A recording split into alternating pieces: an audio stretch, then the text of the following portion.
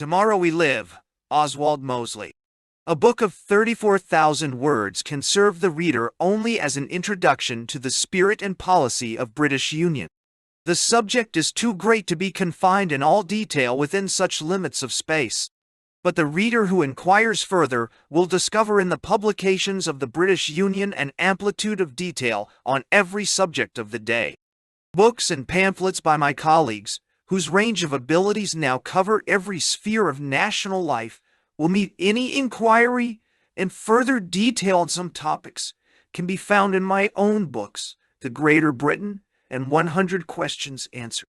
In these pages, the reader will discover, with the exception of the chapter on foreign affairs, a policy suited to the character of this country and no other. British Union and whole character is a British principle suited to Britain alone. It is true that our National Socialist and Fascist creed is universal, in different form and method, to all great countries of the modern world. That was true also in their own period of every great creed, political or religious, that our country has ever known. The only difference in this respect between British Union and the old parties is that our creed belongs to the 20th century, and their creeds to the past that conceived them. But a greater difference arises from the fact that National Socialism and Fascism is in essence a national doctrine which finds in each great nation a character, policy, form, and method suited to each particular country. For this reason, a far greater divergence will be found in the expression and method of the modern movement in different countries than prevailed in the case of the international creeds of the past, such as liberalism and socialism, or conservatism, which, under various names, can be found in every country in the world. So the reader will find in these pages a policy born only of British inspiration and a character and method suited to Britain alone. He will be able to judge for himself our claim for British Union that in constructive conception our policy already far transcends any previous emanation of the modern movement. We do not borrow ideas from foreign countries, and we have no models abroad for a plain and simple reason. We are proud enough of our own people to believe that once Britain is awake, our people will not follow, but will lead mankind. In this deep faith, we hold that no lesser destiny is worthy of the British people than that the whole world shall find in Britain an example. The aim of British Union is no less than this. Oswald Mosley, May 1938. System of government. What is wrong? Financial democracy. The will of the people shall prevail. The policy for which the people have voted shall be carried out. This is the essence of good government in an enlightened age. This is the principle which is denied by the system misnamed democracy, which in degeneration is more appropriately called financial democracy. The reason is that government is paralyzed by the maintenance of a parliamentary system a century out of date. When the government elected by the people is incapable of rapid and effective action, private and vested interests assume the real power of government, not by vote or permission of the people, but by power of money dubiously acquired. In recent years, the trifling measures which have struggled through parliamentary obstruction have been insignificant in their effect on the lives of the people by comparison with the immense exercise of money power. Decisions and movements of international finance on Wall Street and its sub-branch in the City of London may send prices soaring to create a speculator's paradise at the expense of the real wages of the people, or may send prices crashing to throw millions into unemployment as the aftermath of some gigantic gamble.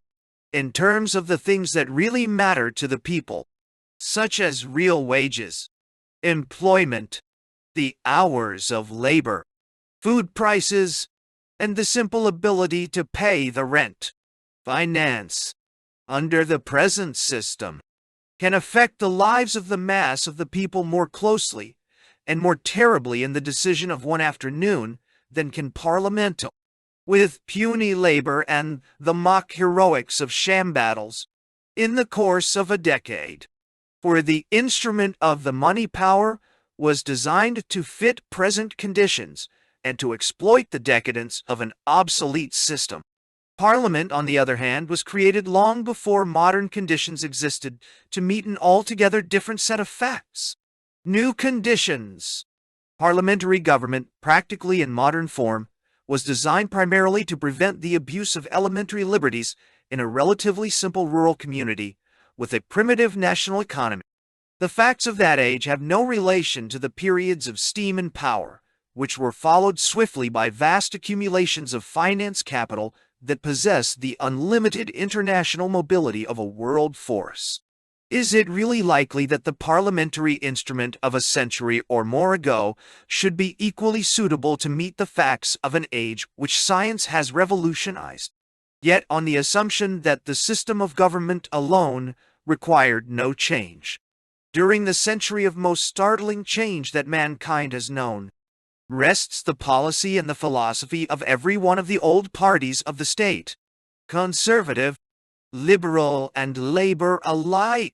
This patent fallacy, which all the old parties teach the people admirably, suits the financial exploiter. A parliamentary system devised to check personal outrages by medieval courts or nobles is represented still as the effective guardian of liberty in this age of international finance. It would be as true to say that the bow and arrow with which primitive man defended his farm from the marauding wolf is equally effective to defend him against the tanks of a modern invading army. But the people are persuaded that the instruments by which they preserved some semblance of liberty in the past are still effective to preserve their liberties in modern conditions, in order that these liberties may be taken from them without their loss even being realized. Parliament and liberty. It suits our financial masters well that all parties should combine to tell the people that Parliament is the sole effective guardian of liberty. And, naturally, the national press, which the money power so largely controls, is in unison to echo the same refrain.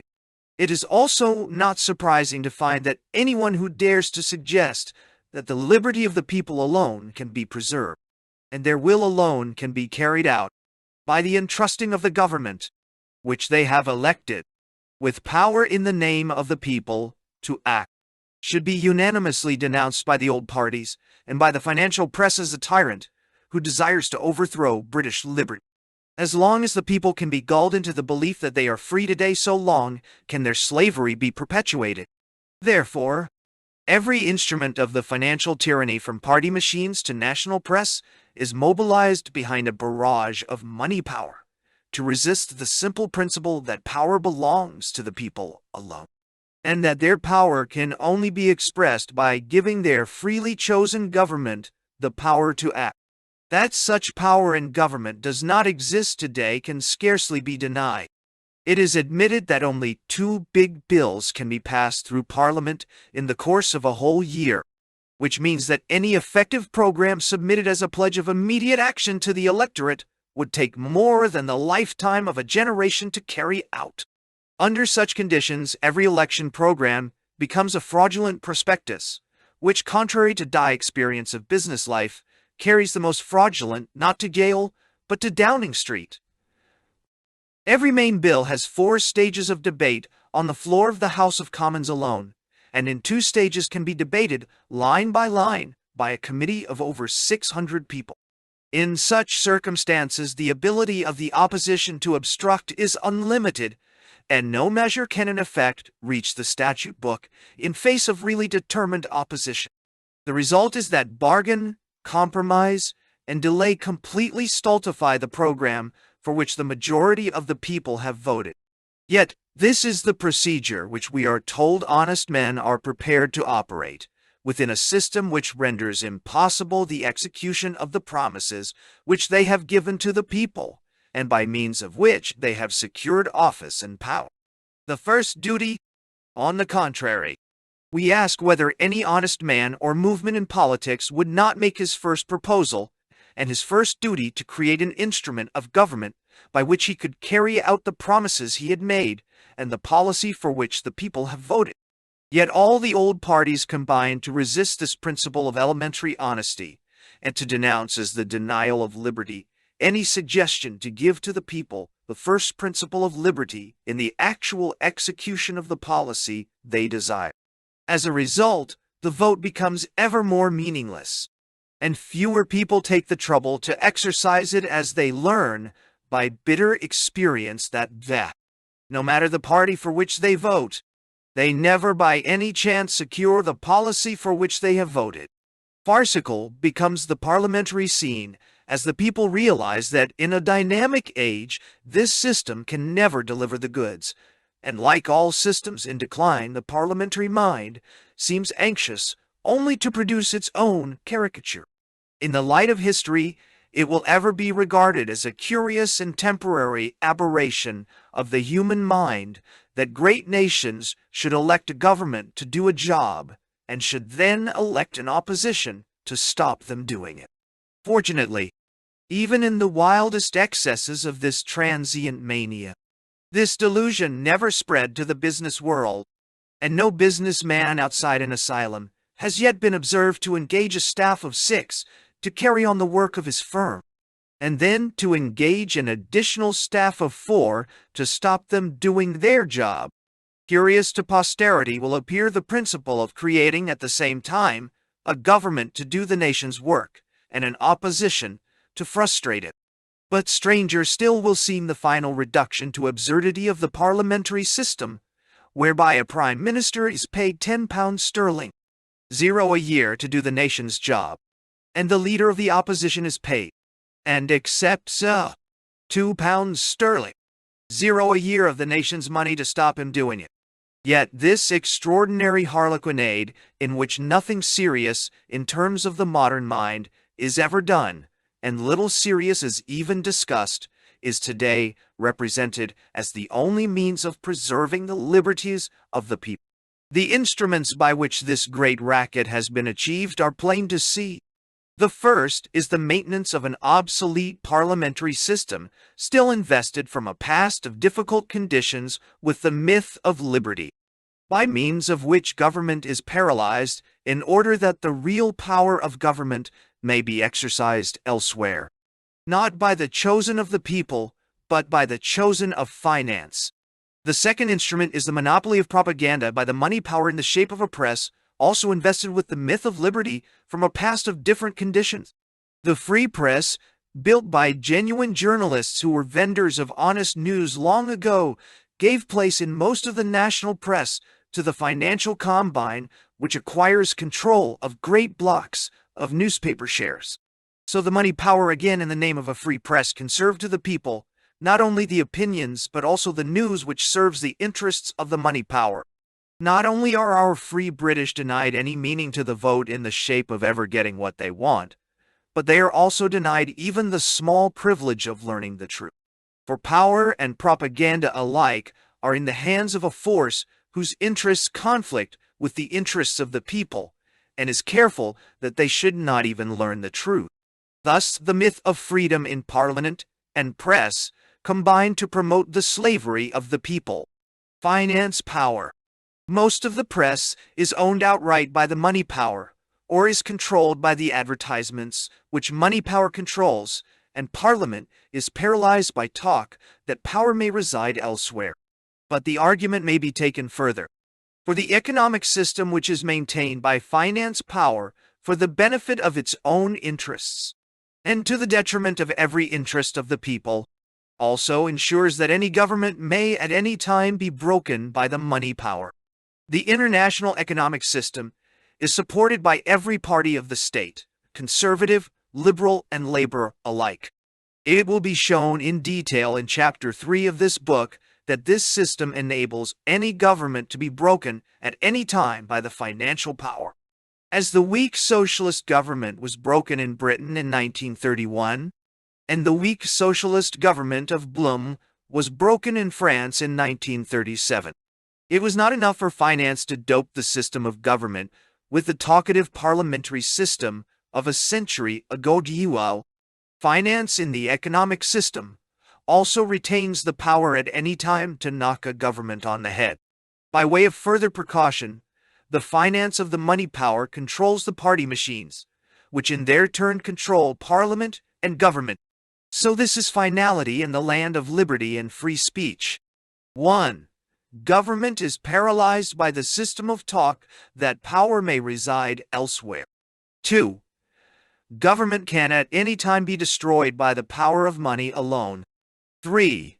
The press which controls opinion is itself largely controlled by the money power. 4. The party machines which control even the right of the individual to make a speech to an appreciable audience in public are also controlled by the money power. So what is left to you free Britons to voice your opinion and make your will effective? You can go into a public house and grumble in the assurance that no one will take the slightest notice of what you say. But even then, you must be sure to be out in the streets by closing time, because the old woman of Westminster prefers, even in your private life, to treat you as a child rather than as a man. There stands the Briton in the street, gulled into the acceptance of slavery by words about liberty and boasting of freedom, while in truth denied the freedom to call his own, even the soul of which alone his masters have not robbed him, for the simple reason that it has no cash value. Is that really the Briton, tricked, fooled, hag-ridden, exploited, enslaved? Or does a generation arise again, breaking from the hands of manhood, resurgent the fetters of decadence, and seeing with the ardent eyes of an awakened giant the land that they shall make their own? British Union system of government. British Union movement. The will of the people shall prevail. The policy for which the people have voted shall be carried out. This is the essence of British Union government. In the previous chapter, the present complete frustration of the people's will has been examined, and the formidable instruments of that frustration have been surveyed. In cold fact, the money power commands government, parliament, party machinery, and press. Not only does it possess the power to render government impotent and, if necessary, to break government, money power also possesses the means of preventing any new opinion or even any true news from reaching the people at all. Faced with this formidable power and almost limitless corruption of a decadent system, those who founded the British Union were moved by the deep belief that from the people themselves alone could be created the instrument by which freedom could be won for the people, and by which our country could be redeemed to greatness. Such an instrument clearly, in its whole character and structure, must differ from the old parties of the state. It would be idle with infinite labor to create a new movement to combat current corruption of such a loose and flaccid character. Like the revolutionary movements of the immediate past, it would fall an easy victim to the very corruption that it was designed to destroy. If this basic principle is understood, much in the history and character of our movement that has been misunderstood will be easily comprehended. We had to create an instrument of steel because we know from our experience of democracy that any character less hard and tested would easily succumb to the system that it was designed to combat. Consequently, our movement has rested from the outset upon the principles of struggle, sacrifice, and voluntary discipline. In the fire of that struggle, and by the force of the sacrifice for which I have never called in vain, the instrument of steel has been forged that shall cut through corruption to a larger freedom than this land has ever known. It has been forged from the heart and soul of the people alone in the sacrifice of thousands of unknown, but utterly devoted men and women who have been ready to give all that Britain might live. This movement has been created by simple people in face of money power, party power, and press power without any aid from the great names of the present system, and face of every weapon of boycott and misrepresentation that the money power could mobilize. Thus ever have been born the great determinist forces of history in face of all material things by the force of the Spirit alone. So has been accomplished the first stage in the mission of regeneration, which is the creation from the people themselves and from the people alone of a movement capable of leading the mass of the people to freedom. Those who sacrifice all for an undying cause are inevitably a minority even in the movement they create. Soon thousands came, and now come, who are gladly welcome to give support or any kind of service, but many of whom, for innumerable reasons, domestic and business, are inhibited from the supreme sacrifice that builds this movement. Still later, a whole nation will give support with enthusiasm to a cause that has been built through the sacrifice by pioneers of most that makes life dear to men. But they who lead the people to a higher civilization are ever those who are capable of supreme self-dedication. The authority of leadership carries with it the responsibility of such a life. Thus, our new leaders of the people in every area of the land have been discovered, tried, and tested in the actual ordeal of struggle. Their sacrifice during a struggle harder and fiercer in its whole nature than any movement has known before in this country is the guarantee to the people that they will not again be betrayed. Men and women do not sacrifice all in order to betray the thing to which they have given their lives. A fascist who, in power after such a struggle, betrayed his cause, would betray his own lifeblood. Thus, the struggle of a National Socialist movement is a necessary preliminary to the exercise of power, because the bitter character of that struggle gives to the people an absolute guarantee that those who have passed through that test unbroken will not betray their people or their country. Thus alone is forged the instrument of steel to save and then to serve the people. The leadership principle. The rebirth of a nation comes from the people in a clear and ordered sequence. The people, their movement, their government, their power. To create their government and to overthrow the government of the money power which oppresses them, the people have first to create their movement. This act enables them for the first time to give meaning to the vote by electing their government to power. The final stage is to arm this government with power in their name to act. To represent this process as the constitution of a dictatorship against the will of the people is a travesty of the facts as dishonest as it is childish. The only dictatorship that we propose for this country is the dictatorship of the people themselves, which shall replace the present dictatorship of the vested interests. Our movement offers to the people not dictatorship, but leadership through an instrument by which their will can be carried out. British Union and leadership seek not to be dictator to the people, but servant of the people. The only stipulation that we make is the simple condition that if the people want us to do the job, they shall give us the power to do it. Is that unreasonable? Is it not a waste of the people's time and money to create a government which has not the power to act?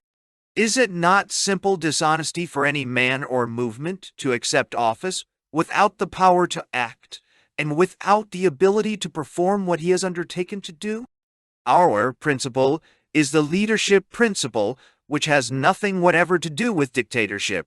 It is true that this principle is the opposite to the collective irresponsibility of the democratic committee system, but that does not make it dictatorship. British Union believes in the following simple principles. L. Give a man a job to do. 2. Give him the power to do it. 3. Hold him responsible for doing it. 4. Sack him if he does not do. Our principles, therefore, are neither dictatorship nor the fugitive irresponsibility of a committee. We have seen the committee system in action within financial democracy and have observed its consequence. If several men are in name responsible, no one is, in fact, responsible, and no one can be held to account for failure. Everyone shelters behind his colleagues and disclaims personal responsibility. All wanted to do the right thing, but none could persuade their colleagues to do it. Not only does the committee system of financial democracy dissipate action in endless talk, it breeds cowardice and evasion in leadership in place of courage and responsibility. Therefore, in the building of our movement and in the building of a government, we believe in the leadership principle, which means personal and individual responsibility.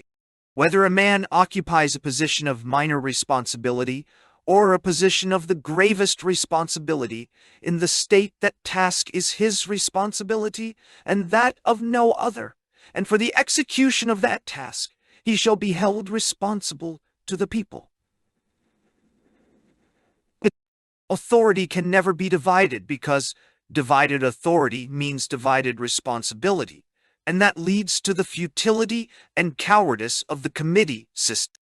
Failure to comprehend this principle is failure alike to understand the principles of National Socialism or the essence of any creed of dynamic action and achievement since the world began.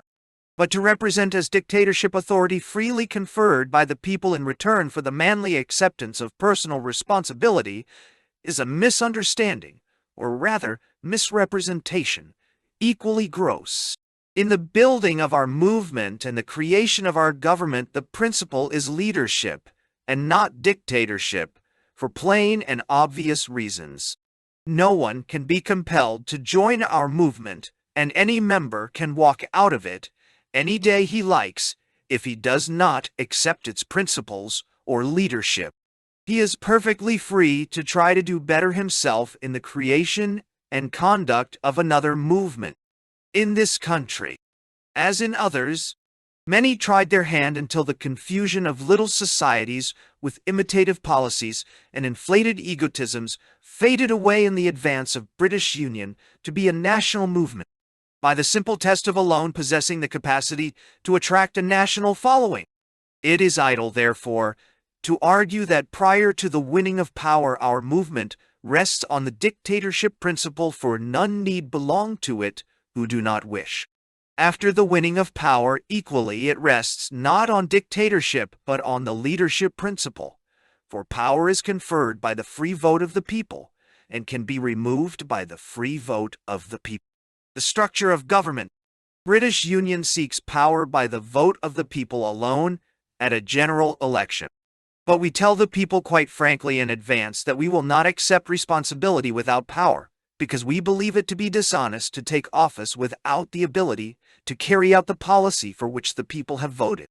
The first measure of British Union government will, therefore, be a general powers bill conferring on government the means to act by order, subject to the right of Parliament elected by the vote of the people at any time to dismiss the government by vote of censure if it abuses power.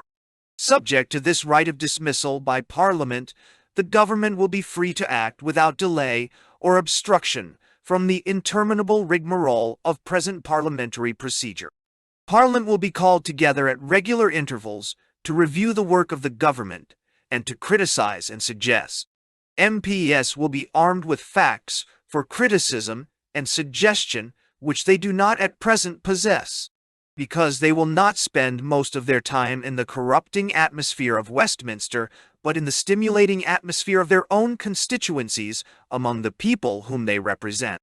In particular, British Union will give most of the MPs an executive task in place of a purely talkative role in a complete reform of the local authority system.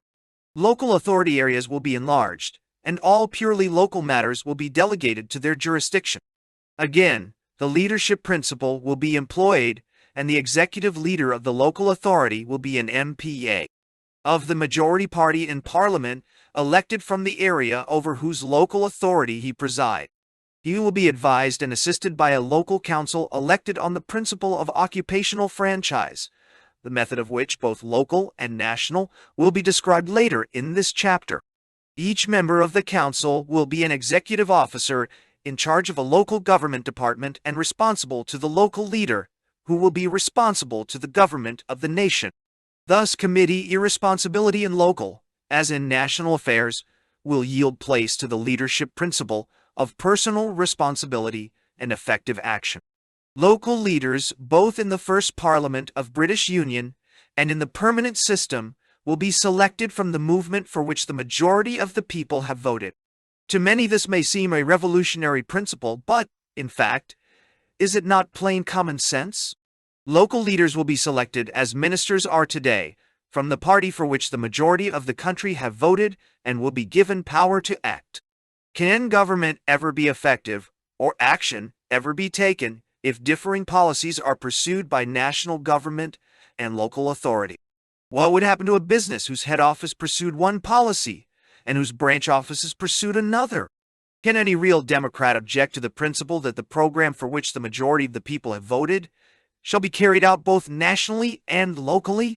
We hear so much these days of the rights of the minority that many are inclined to forget the rights of the majority. Is it you, democracy, or any initial form God of free government for the majority of the people to vote for the a program which is completely frustrated not only by obstruction at Westminster, but by minority obstruction also in hundreds of different and conflicting local councils. In practice, financial democracy means that in the name of minority rights, the right of the majority is invariably denied. British Union policy rests on the simple principle that nationally and locally the will of the majority of the people shall prevail. The incidental advantage of the execution of this principle is that the majority of all MPs are saved from the demoralizing chatter of the House of Commons lobbies and given an executive task with a personal responsibility that will evoke from the people's representatives the capacities requisite to a man of all action. No process is more necessary to the creation of effective government than to transmute the people's representatives from mere talkers into men of action. Many a good revolutionary has arrived at Westminster roaring like a lion, only a few months later to be cooing as the tame dove of his opponents. The bar, the smoking room, the lobby, the dinner tables of his constituents' enemies, and the atmosphere of the best club in the country very quickly rob a people's champion of his vitality and fighting power. Revolutionary movements lose their revolutionary ardor as a result long before they ever reach power, and the warrior of the platform becomes the lapdog of the lobbies. In the light of this experience, British Union MPs, from the outset, will go to Westminster under solemn pledge not to mix socially, or even to speak to their opponents. They will go to Parliament to fight for the people who sent them there, and not to fraternize with men who have betrayed the people. Thus, only with sustained fighting spirit and revolutionary ardor can the nation's cause be served. In Westminster, as outside, British Union must be the instrument of steel in the service of the people. Until we win power, we shall fight every inch of the way, and directly upon the winning of power, we shall establish an instrument of government capable of executing the people's will. This instrument, nationally and locally, will be created by the vote of the majority of the people, and this instrument, nationally and locally, will execute their will. Power conferred by the people in their name will be exercised, and that power shall be removed by the vote of the people alone, to whom alone, under the Crown, we will account and be responsible. Occupational franchise. We have observed that in the first Parliament of British Union, complete power of action by government is combined with the right of Parliament, elected by the people, to dismiss the government if it abuses power. Government's power of action nationally and locally is complete, but so also the control of the people over government is complete. We come now to the consideration of the permanent system which is created with the second Parliament of British Union. The first Parliament, by necessity, is elected on the existing franchise which is geographical. That franchise is a relic of the past, in which the interests of men and women were more centered in their locality of residence than in their occupation within the national economy. Such conditions have long passed away as the main categories of occupation assumed a national in place of a purely local character. Today, the fact that a man is an engineer or doctor, a farmer or cotton operative, is a greater factor in his existence than the particular locality in which he happens to reside. In modern and scientific organization, occupation definitely supersedes in importance the chance of residence. In geographical constituencies, thousands of diverse human beings and interests are fortuitously brought together by the franchise without much knowledge of each other and with few interests in common.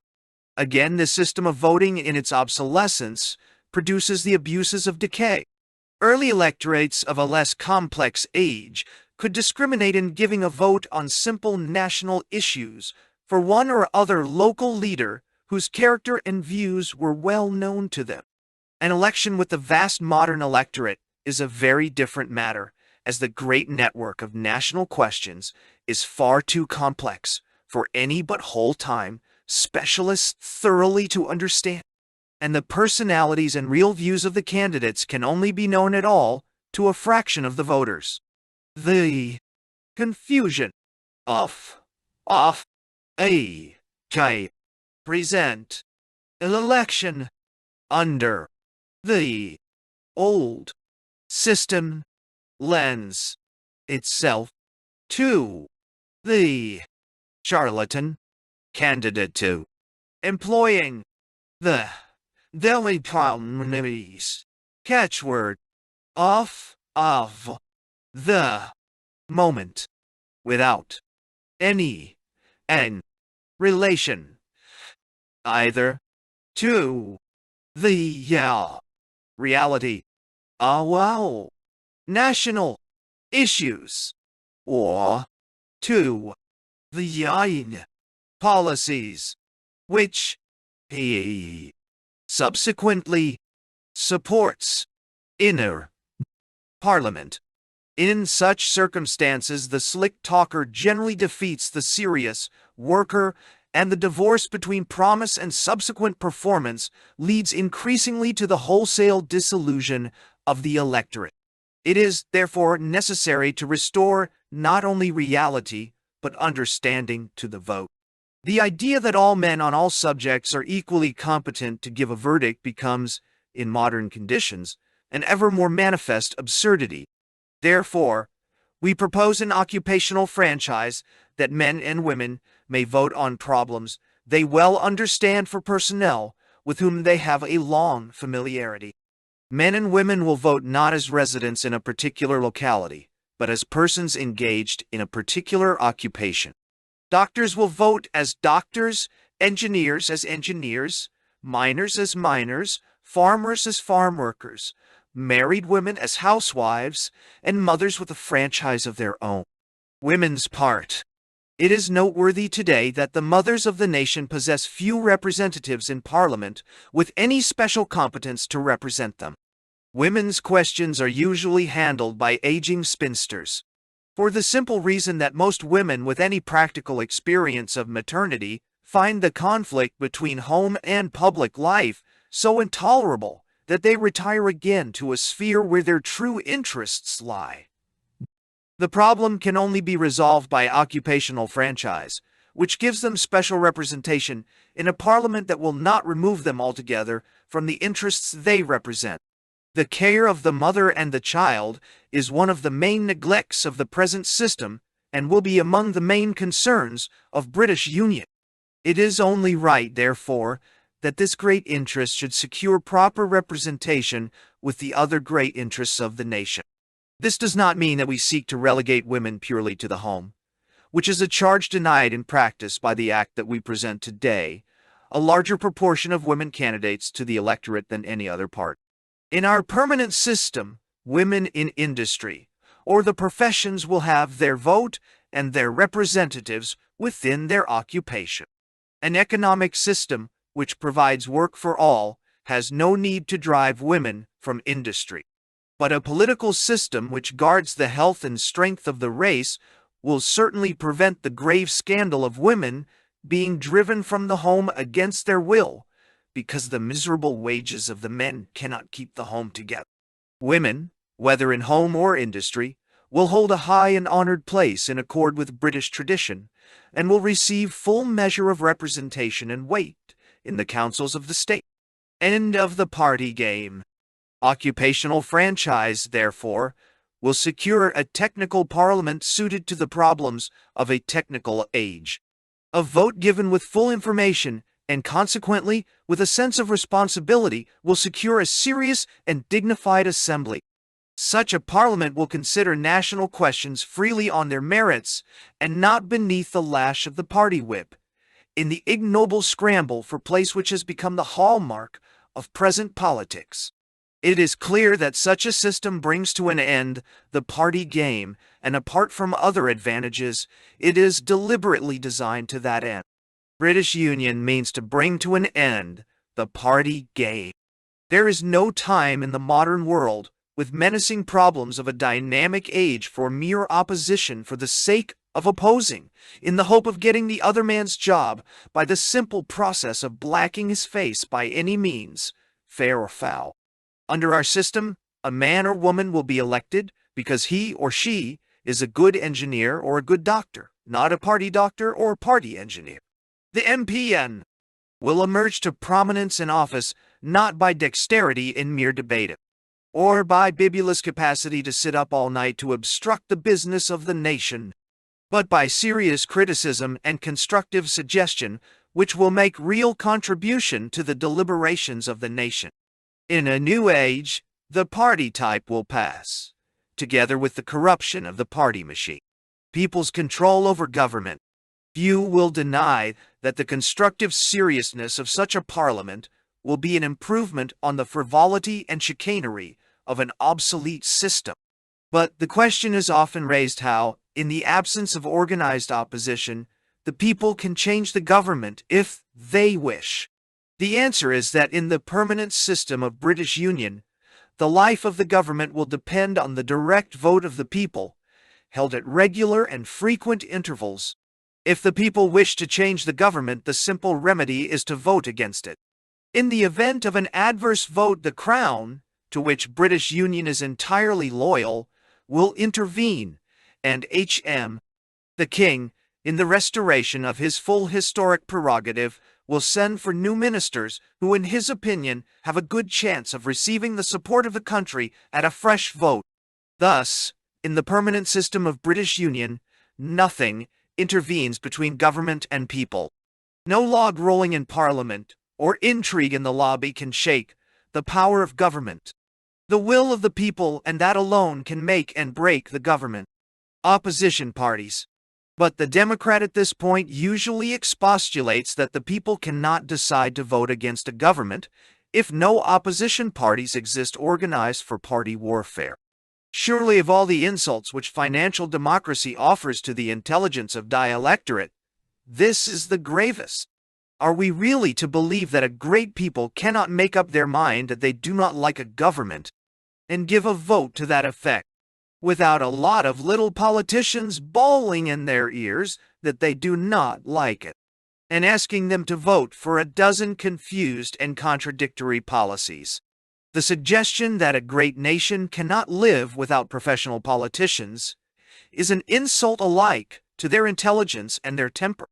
Yet the democratic politicians who pretend that the people are capable, without such advice, of giving a decision on the broad issue of whether they want a government or not, are at pains to defend the present system, which rests on the grotesque assumption that every elector understands every national question, ranging from currency reform and naval strategy to the price of beer. The facts are surely at complete variance with the pretensions of financial democracy. The people are perfectly competent to give a verdict on the general conduct of government without any assistance from a bawling match of politicians. The elector also is perfectly competent to elect a parliament to deal with the technical problems of the modern age, provided he votes within his own occupation on problems, and for personnel that he thoroughly understands. But, in plain terms of common sense, the engineer or the doctor finds it a bad joke for his particular problems to be settled by a vast majority of the electorate who have not the slightest acquaintance with those problems. We are faced with the necessity of combining the right of the people to control and dismiss government with serious discussion of highly complicated and diverse problems. The solution of British Union is to give the people direct control over government by direct vote of the whole nation at regular intervals, when they will give their verdict on the general issue whether government is good or bad, and, at the same time, to give them a separate occupational franchise for the election of a serious and modern parliament on which government will rely for the detailed consideration of modern problems. With this solution, we challenge the present system of financial democracy, which in theory rests on the absurd assumption that everyone understands everything. In practice, it results in such complete confusion that the great interests can govern under cover of the LA, pervading smokescreen, and the great rogues of finance can get away with their booty, while the antics of the little-kept politicians distract the attention of the people from reality. A government resting on the direct vote of the people and a parliament elected by the informed vote of the people reconciles freedom with action and lays the foundation of the modern state.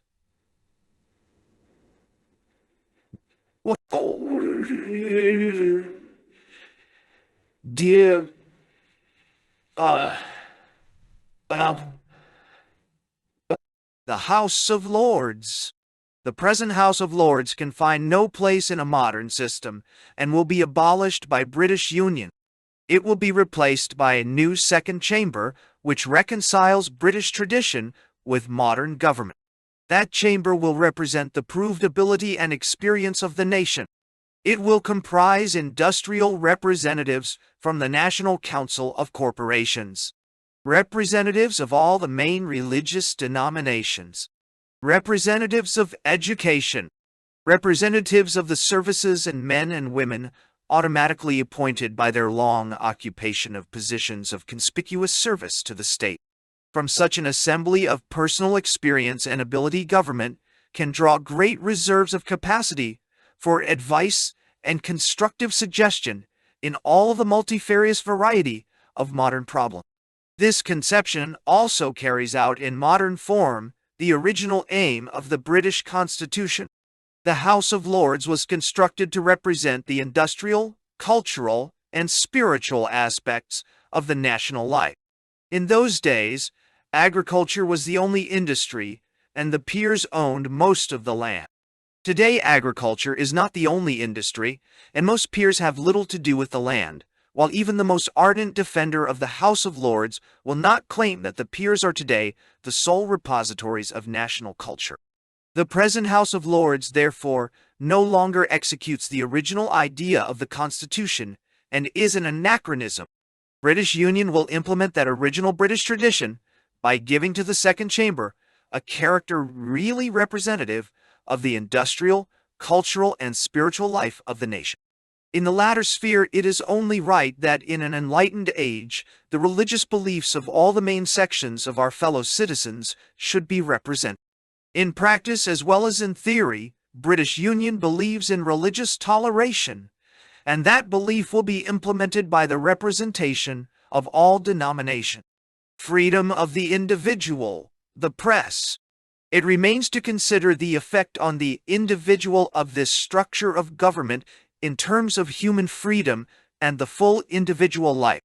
If we accept the premise that economic freedom is the only true basis of individual freedom in modern conditions, it must be agreed that effective power of action in government is the prerequisite of individual freedom. For such power of action is necessary to bring to an end the economic chaos which today robs the individual of economic liberty in an age from which science can win this boon for all. But some still shrink from the only means of securing the larger economic liberty for the people through fear that the process will deprive them of a political liberty which in fact does not today exist. This type can find no answer in practical detail to the simple query, when have they ever got anything for which they have voted? They are baffled completely by the further question, what is the use of a political liberty, which has never yet brought them any practical result? So they usually fall back on vague generalities concerning the inestimable boons of freedom of speech and freedom of the press. It is, therefore, necessary to examine in a little detail in what freedom of press and speech today consists, and what would be the position of these principles under British Union government.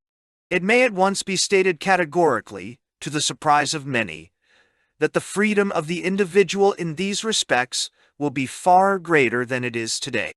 What freedom of the press does the individual possess today? He certainly does not possess the freedom to secure the printing in the press of either news or views which do not suit the interests of the press. In the national press, at any rate, he may not even humbly creep into back-page correspondence columns if his opinions be regarded as in any way dangerous. What prospect has the individual of founding a national newspaper of his own in conditions where monopoly has reached the point that no newcomer can hope to make good unless he can command millions of capital? A man of relatively moderate capital resources may possibly acquire control of a local paper of purely local influence, or even, by a lifetime of hard work, may build such a modest influence in the state by genuine journalism without much capital resources. But no other save the great finance powers can now arrive in the national press in modern monopoly conditions. So, in fact, when our opponents speak of the freedom of the press, they mean the power of the great financiers to purvey their opinions and their news to the people, with scant reference to the merits of the journalism, but with much reference to the weight of money power, which enables them to purchase circulations by canvas and free gifts, for which the advertisements of the great interests alone can recompense them. The national press, in fact, long since has become a matter not of journalism, but of finance. In such circumstances, what transparent mockery it is to tell the individual that he possesses freedom of opinion and of press, for he too can start a newspaper. It is equivalent to the alleged statement of the classic Tory that Britain was a free country because rich or poor alike were free to sleep on the embankment. Free speech. As for freedom of speech, in what today does it consist? It is true that anyone can carry a soapbox to a street corner, and from that eminence may make any moderate noise that he sees fit to emit. Unless the whim of the local police chief transports him on charge of obstruction before a bench of magistrates selected for other political qualifications than street corner oratory. But may we not assume as the premise of the argument that none but a purely mental type desires to talk under these conditions purely for the sake of talking without any effective action following from his words? Judged by that criterion of reality, freedom of speech does not exist, for the persuasion of our countrymen is meaningless unless we can persuade them to do something. That power does not exist without a party machine to mobilize their votes, and party machines are not the possessions of individuals, but of the great interests. Freedom of speech for the individual is confined to the mental type who enjoys indefinitely a fruitless exercise of his lungs at a street corner without the slightest prospect of his words ever being translated into act. In fact, freedom of speech under financial democracy is merely another solemn make-believe which obscures the reality of tyranny. No individual has any hope of producing any practical effect by words unless he serves one of the great party machines, and, as we shall observe in the next chapter, the party machines in their turn serve the great interests, and by the very nature of the system which they support are inevitably the servants of finance. So in actual practice, under this system, freedom of speech is the freedom to be the servant of the financier. To this, the retort may be made that any individual is free to win the support of his fellow countrymen, and in so doing, from their enthusiasm, to create his own machine face of the money power. To that argument in turn, we make the proud reply that this phenomenon has been achieved but once in post-war Britain in the creation of British Union. And the writer may add a note from that unique experience at the end of some years of such a struggle. If anyone believes that it is an easy and everyday task to create a new movement from nothing by the force of the spirit alone in face of money power, press power, and party power, he is welcome to the unparalleled exertion of that experience, but he will win success only at the cost of something in his own life and being that is not an everyday occasion. Real freedom of press and speech. In face of the present negation of freedom in the realm of press and speech, British Union approaches a constructive solution in the determination to win real freedom of press and speech for the people. That freedom will rest on two main principles. That freedom of press means the freedom of the people to read the truth in the national press, and not the freedom of finance power to tell lies to the people in support of vested interests. 2. That freedom of speech for the individual means an effective method of translating his opinion into action, if by words he can persuade sufficient of his fellows to agree with him. In the sphere of the press, therefore, we lay down the truly revolutionary principle that the press shall tell the truth.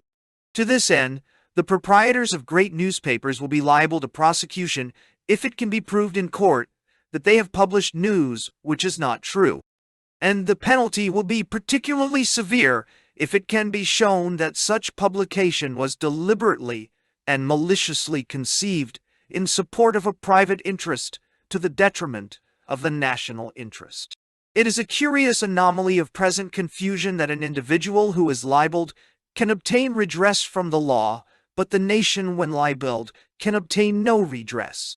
Therefore, it will be open to a government elected by the people, on behalf of the nation, to sue a newspaper proprietor if his paper publishes facts which are false to the detriment of the nation's interest, particularly if the object is to promote a private interest at the nation's expense. This will curtail the freedom of the press to publish news which is untrue, but it will confer upon the people the freedom to read news which is true. British Union takes the simple view that the freedom of the people to learn the truth should supersede the freedom of the vested interest to deceive the people. For this reason, our new freedom of the press rests on the simple but revolutionary principle that die press shall tell the truth.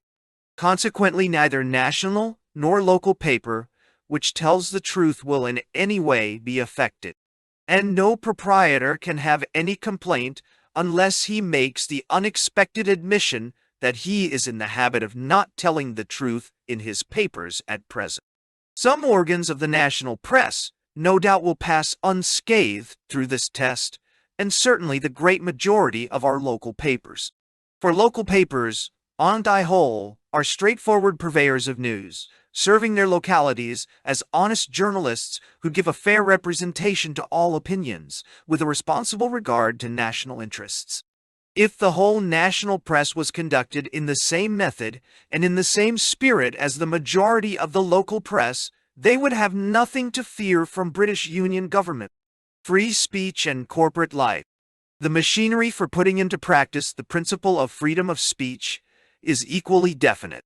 We start from the premise that if freedom of speech is to be a reality, the individual must possess effective means of translating words into actions. To this end, any individual with industry, interest, or profession will be invited to enter into the appropriate corporation, the detailed structure of which is suggested in Mr. Raven Thompson's able book on this subject, and will not here be repeated beyond a survey of economic function in Chapter 4. Within the corporation, everyone is not only permitted, but by every means encouraged to express opinions, both constructive and critical, and is provided with a means of making opinion effective. For if the individual can move the relevant corporation by argument that corporation's opinion, representing a very substantial factor in the state, is transmitted to government, and for government to ignore corporate opinion would be to court dismissal at the next vote on universal franchise by the sum of individual voters who comprise the corporations. The mechanism of the corporation, ready to the hand of the individual, is a more powerful instrument for the expression of free speech in effective terms of reality than the lonely and meaningless pedestal of the street corner orator. Through corporate life, the individual wins meaning and reality for freedom of speech. Such real and effective freedom of speech is a basic necessity for British Union government, which in the achievement of a revolution in national life must ever carry the people with it and maintain a far closer contact with the people's opinion than government possesses today. It is good enough for the governments of financial democracy to consult the people in a mock election once in 5 years in the hope that they will go to sleep in the interval so that government can go to sleep as well. That is a procedure possible for governments which in reality only exist to preserve the existing system and to guard its vested interests. But such a conception is not good enough for a revolutionary movement, determined to wrest from chaos a nobler civilization. For such an achievement, it is not enough to obtain the tacit consent of the people. It is necessary to carry the people with us all the way, and all the time on the march to higher things. That is why we must know all the time what they are feeling and thinking, and have precise means to that end. That is why we must devise machinery, not only to give the people freedom of speech, but to make that freedom effective. Contact between government and people must ever be so then one close that the flame of our own revolutionary passion may pass continually from the zeal souls of the pioneers to fire and maintaining the zealing spirit of the people. C-A-T-I white heat of ardura unknown to the doped and depidoo supporters of financial democracy. Crying day. For this shall be a great comradeship between the people and the government they have elected to lead them. They must ever know what we are doing, and we must ever know what they are thinking. That is why we believe in the people's real freedom of speech and will win it for them. Thus only can be secured that close and sacred union between the people and their government, by which alone a great nation shall march again to great. Economic system. What is wrong? Economics of poverty or plenty. The economic system is breaking down for reasons that are plain to see. But these reasons are never seriously discussed in press or parliament because the decadence of an economic system suits well the money power which controls press and parliament. Realization by the people of the reasons for economic breakdown means the end of finance power. Therefore, every reason other than the plain and true reason must be provided, and every difficulty must be represented as temporary and transient, rather than fundamental and inherent to a system in decline. Every boom of the present system grows shorter and lesser, every depression grows deeper and longer. The crazy machine of the present economy rocks ever more violently toward a final disaster. The plain and simple reason is that the economic system is a century out of date. That system is the international system of trade, and that system is responsible both for the evils and for the danger of the present time. In the sphere of economics, even more than in the sphere of government, it should be clear that the method which grew from the facts of a century ago is not designed to meet the facts of today. The economic system was born of the age of poverty economics. We live in the age of plenty economics. The facts are precisely the opposite to a century ago, yet the system in all fundamentals is precisely the same, and the attitude of the parties is the same. To the international parties, everything that has happened in the interval might never have occurred. The arrival of the technician, the introduction of the age of steam, and later the age of power has altered forever the economic environment of mankind. Yet all parties, including the Labour Party, support the international system of trade which preceded this vast revolution in fact and circumstance. At the beginning of the international system, the world was faced with the problem of poverty. Mankind could, with difficulty, produce enough to live. So it was argued with force by the economists of the period that each nation should produce what it was best fitted by nature to produce, judged by the sole criterion of cheapness, and should exchange such products with corresponding products from other nations.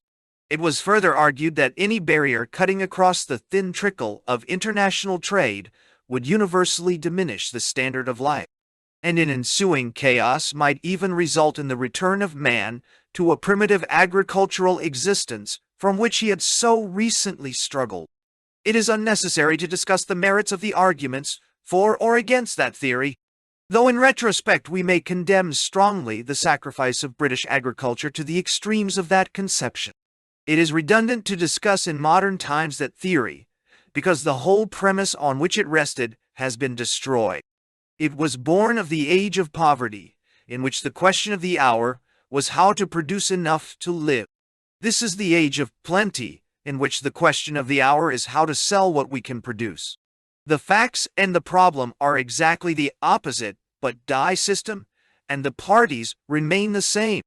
From all parties, platforms and press we hear, in varying language and degree, insistence upon the maintenance and restoration of international trade and the free exchange of goods between nations.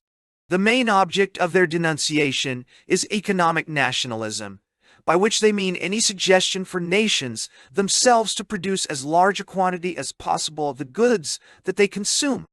Yet none can deny that every great nation today, with the aid of modern science, is itself capable of producing in almost unlimited quantity practically every commodity it requires, provided it has access to raw materials.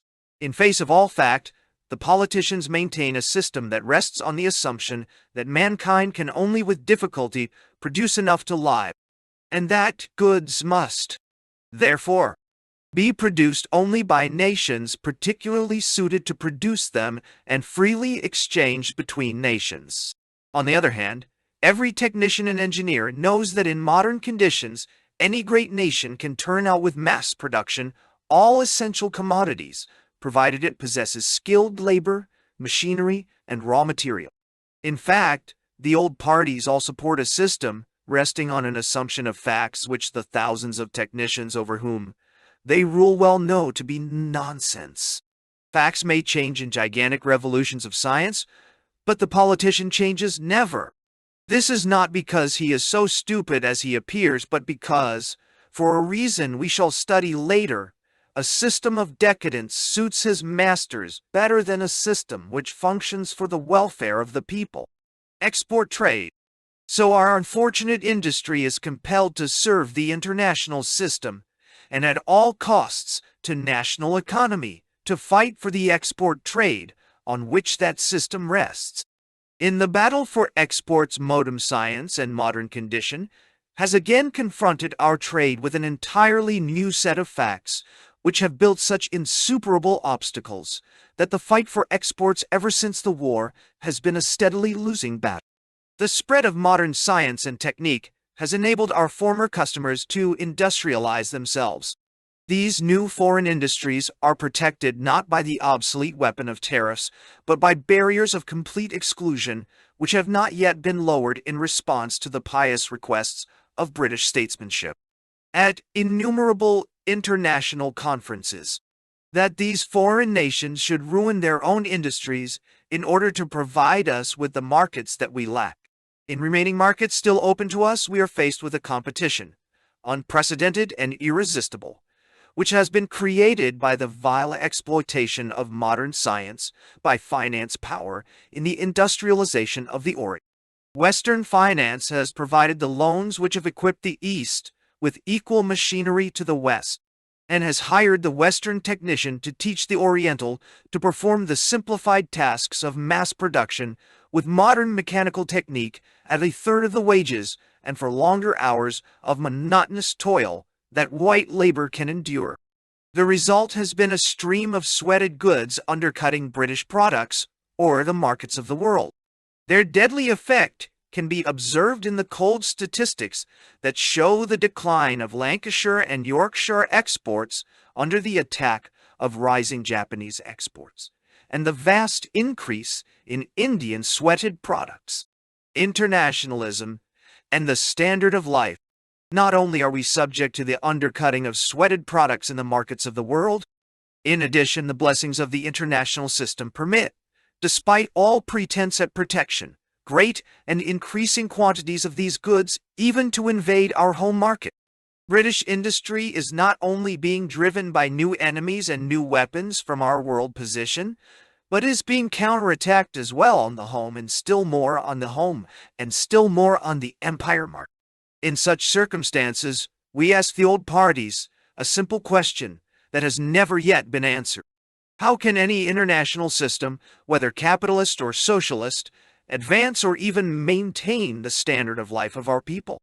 The international system of trade admittedly means the more or less free exchange of goods between nations. How can we raise or even maintain British wages in the face of competition from sweated labor, supplied with the same machinery, but paid a third of the wages and working for far longer hours?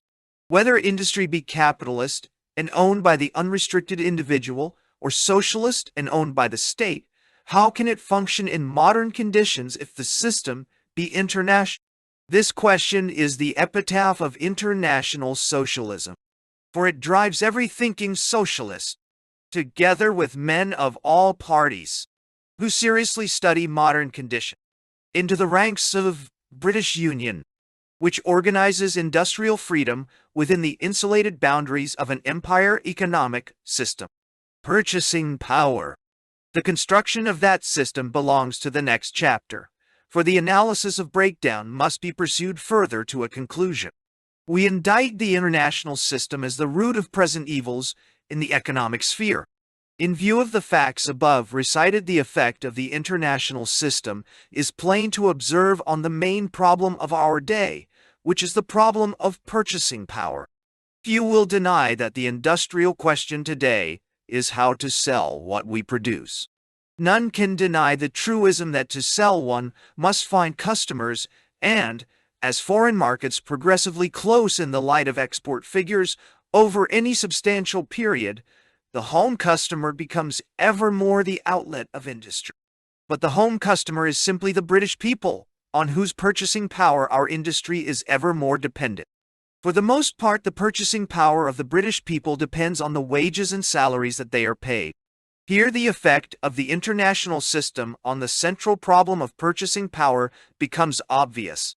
The wages and salaries of the British people are held down far below the level which modern science and technical potential of production could justify, because their labor is subject to this undercutting competition of sweated labor on both the foreign and home markets. Again we ask, how can British purchasing power be increased or even maintained in face of such competition. Yet internationalism condemns us to such competition, and as a result, while foreign markets close, the purchasing power of the British people remains far inadequate to provide a home market capable of absorbing anything approaching the full production of British industry. The result is the tragic paradox of poverty and unemployment amid potential plenty. Thousands, even in the boom periods of this system, let alone the depressions, walk the streets in unemployment, and machines are idle which are capable of producing the goods that millions require but lack the power to buy. Internationalism, in fact, robs the British people of the power to buy the goods that the British people produce. In final frenzy of this system, with accompanying mumbo-jumbo from the witch doctors of its economics, the people are even taught to believe that some mystic virtue resides in goods exported for foreign consumption, but that no good can come of the production of goods by Britons for the benefit of Britons. Rationalization. In economic result, every blessing with which science now endows mankind becomes in practice a curse. The rationalization of industry with higher wealth potential should be the greatest benefit of the period. In fact, it is dreaded by the people because it brings ever-increasing unemployment with every increase in the power to produce. The reason again is plain to see, because each increase in the power to produce goods is not accompanied by a corresponding increase in the power to consume goods. On the contrary, because internationalism restricts purchasing power, rationalization results in a lesser rather than a greater power to consume the wealth that it produces. Rationalization enables industry either to produce more goods with the same amount of labor or to produce the same amount of goods with less labor. Because the purchasing power of the people is held down by the unfair competition of the international system, purchasing power cannot increase at the same time that rationalization increases the power to produce. As a result, only the same amount of goods as before can be produced after rationalization, and they are produced with less labor. More are thrown, with loss of wages, onto the scrap heap of unemployment, and purchasing power is further diminished just at the moment it is essential that it should be increased if the victory of science is to be a blessing and not a curse. Labor and inflation. With the millstone of internationalism round their necks, the old parties are incapable of dealing with the central problem of purchasing power. They are inhibited from the only solution of building up British wages to provide, by higher purchasing power, a greater market for British products, because higher wages are immediately undercut by cheap foreign competition, and the industrialist who gives higher wages is put out of business. So conservatism contents itself with a quiet drift to disaster in the hope that endless repetition of the lie prosperity may by medieval incantation invoke prosperity. Labor, on the other hand, turns to remedies which make confusion worse, confounded on the lines pursued by Mr.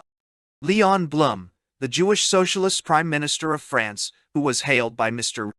Attlee as a model for the Labour Party just before he fell from power, leaving French economics in chaos. Because it is impossible for labor genuinely to increase purchasing power in face of the sweated competition of the international system, which they support, they turn to the false creation of illusory purchasing power by the disastrous measure of inflation.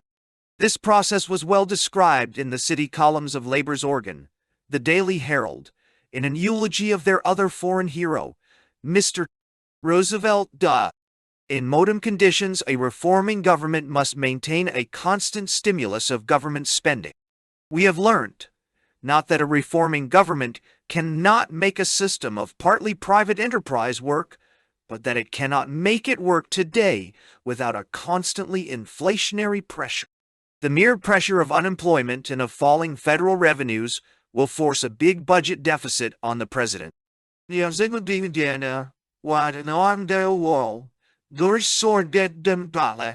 So, the once socialist party places its only hope in reformist doctrines which rest on the simple disaster of unbalanced budgets and inflation.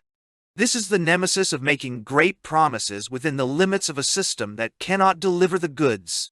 This is the fatality of supporting international socialism in an age when only national socialism can work.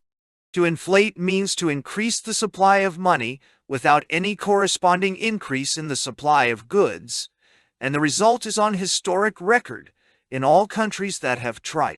Prices rising far more rapidly than wages diminish the real wages of the workers and create a speculator's paradise, with vast profits for the stock exchanges and rising cost of food and living to the people. Inflation and the opposite policy of deflation, which was pursued by the previous Labor government, alike serve none but the financier who lives by flux and chaos.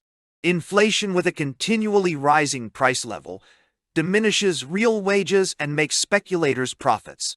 Deflation, by continually depressing the price level, throws thousands into unemployment and increases the burden of all deadweight debt by making the fixed interest of the bondholder more valuable than it was before. Each process serves the financiers alone. The first process was the policy of the last Labor government, and the second process would be the policy of the next.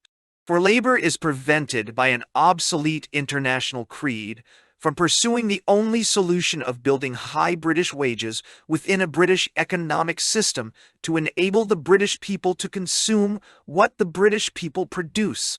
Any fool can inflate, and appropriately enough, this is the only remedy now left to the Labour Party. They talk of public works, and certainly public works of a useful and remunerative character should be undertaken by any vigorous government to bridge the gulf between the breakdown of the present economic system and the creation of a new. The writer, when a minister in the last Labour government, planned such works with such an object on a great scale, and pressed them without avail on that government to the point of resignation. But public works undertaken in perpetuity without any serious intention of building a new economic system can have only one result. They pile up the burden of public debt, which has to be supported from the declining revenue of a decaying system. This artificial attempt to supply a substitute for the purchasing power of the people in the end makes disaster worse, if indefinitely pursued as an alternative to the building of a new economic system. Public works, therefore, are only justified to bridge the gulf between the old and the new systems. The obsolescence of international socialism. That Labor now has no serious intention of even attempting the building of a new system is all too clear. They are paralyzed into ineffective and ever disastrous reformist doctrines by new and modern facts, which their original theorists could not foresee. And the present leaders of labor are incapable of fresh original thought. The new facts which have destroyed the theory of international socialism and in practice reduced it to an ineffective and disastrous reformism are plain to see. The first fact is the sweating of Eastern labor by Western finance to undercut the standards of the West. This event has already been examined and alone renders impossible international socialism. The second fact is that international socialism has always rested on the theories summarized in the slogan "Workers of the World Unite," and that after 80 years of this appeal, the workers of the world are further than ever from unity. On the contrary, in the interval, capitalism has got on with the task of introducing new and sweated workers who are incapable even of reading a socialist manifesto. Therefore, all hope of freeing themselves from the consequences of internationalism by effective international action has completely faded. The third fact is that the evolutionary method of the Labor Party has become entirely unsuited to an age of revolutionary fact. In practice, revolution by the method of evolution has proved a contradiction in terms.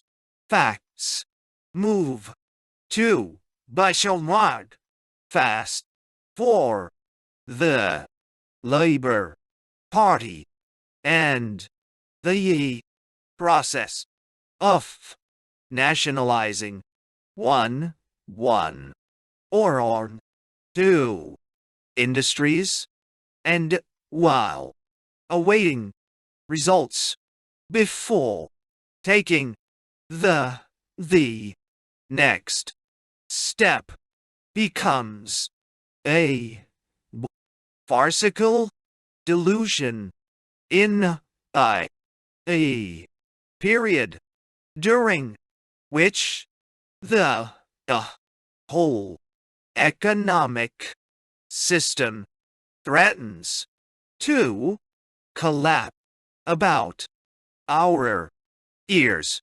While an economic system crashes, the only contribution of labor's evolutionary method is to nationalize one or two of the most obsolete industries, of course, with full compensation, as they always emphasize, to the dispossessed capitalist.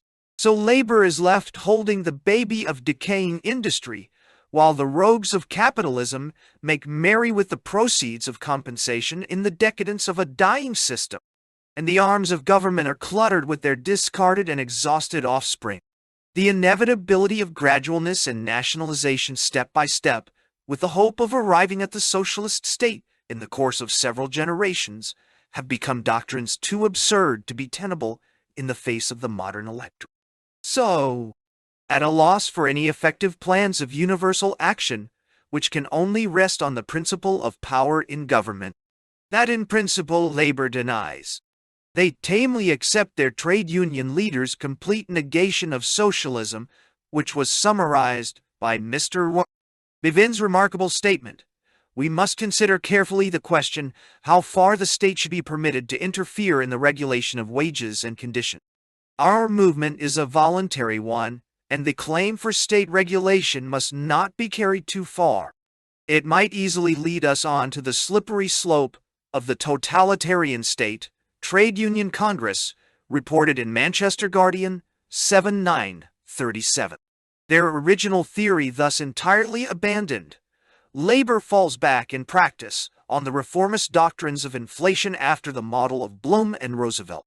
In so doing, labor performs its classic role and fulfills its historic destiny. For international socialism is one of the chief instruments of chaos by which lives international finance. In every sphere of national and world policy, we find today international socialism and international finance marching hand in hand. International socialism creates by weakness in government and muddled folly in method the flux and the chaos on which battens and thrives the financial parasite of the world. Finance and flux. By flux lives the financier, and by flux dies the producer. The financier in the inner ring buys at the bottom and sells out at the top. To him, therefore, it is essential that a bottom and top should exist, or in other words, that flux should exist. The producer, however, before all else requires stability.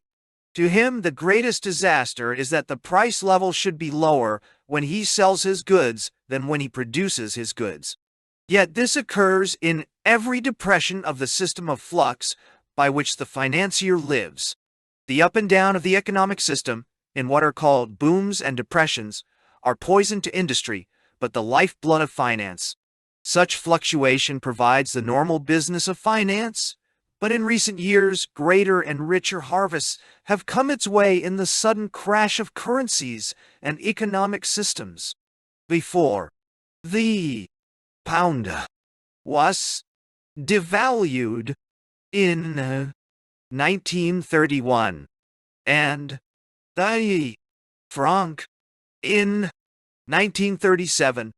It was a happy coincidence. Fourth, the union financiers that the respective socialist prime ministers in Britain and France's old model MacDonald and new model Bloom should assure their nations that never in any circumstances would pound or franc be devalued. The interval during which the currencies were sustained by public belief in these statements enabled the financiers to get their money out of the country at a high rate of exchange, and later after devaluation to make enormous profits by bringing it back at a low rate of exchange. Further fortune fell to the financiers towards the close of 1937, when the prosperity boosting of conservative ministers gave such confidence to small investors that stock markets for the time held up fairly well. No doubt with the result that big financiers were able to unload on the public in a good market with a view later to buying back when prices touched bottom. But these are rare and refreshing prizes of finance, apart from the normal business of profiting by the flux of the system. Gambling in commodities. To understand the present fate of the producer, it is necessary to study how the flux of the international system is created. The flux of the system arises from the unlimited mobility of interoptional finance and the unlimited power to gamble in the primary commodities which supply the productive industries of the world. It is notable that each post-war depression has been preceded by a large rise in the price of primary commodities, followed by a collapse in price. This is due for the most part to gambling by financiers in the raw materials that supply the industries of the world. The immense power of modern production responds immediately to boom demand by an increase in production which exceeds even boom demand. Glut is the result because even a boom of the present system is inadequate to absorb production by reason of the fact that the ultimate market of the people's purchasing power is insufficient. Therefore, glut arises in relation to effective demand and price collapse ensues, with all the familiar phenomena of depression. Finance greatly accentuates the chronic tendency to overproduction, born of underconsumption, by speculation, particularly in primary products. Directly a boom increase in demand sets in motion a tendency to increasing price. So, the natural tendency of a system which lacks fundamental purchasing power, for reasons already examined, to produce a glut and price collapse, is accentuated to the point of disaster by financial speculation which preys upon the deep-rooted disease of the system. The quick-jumping financier is in on the rising market and out of the falling market with a fat profit, while the producers of the world are left to hold the baby in a market of falling prices.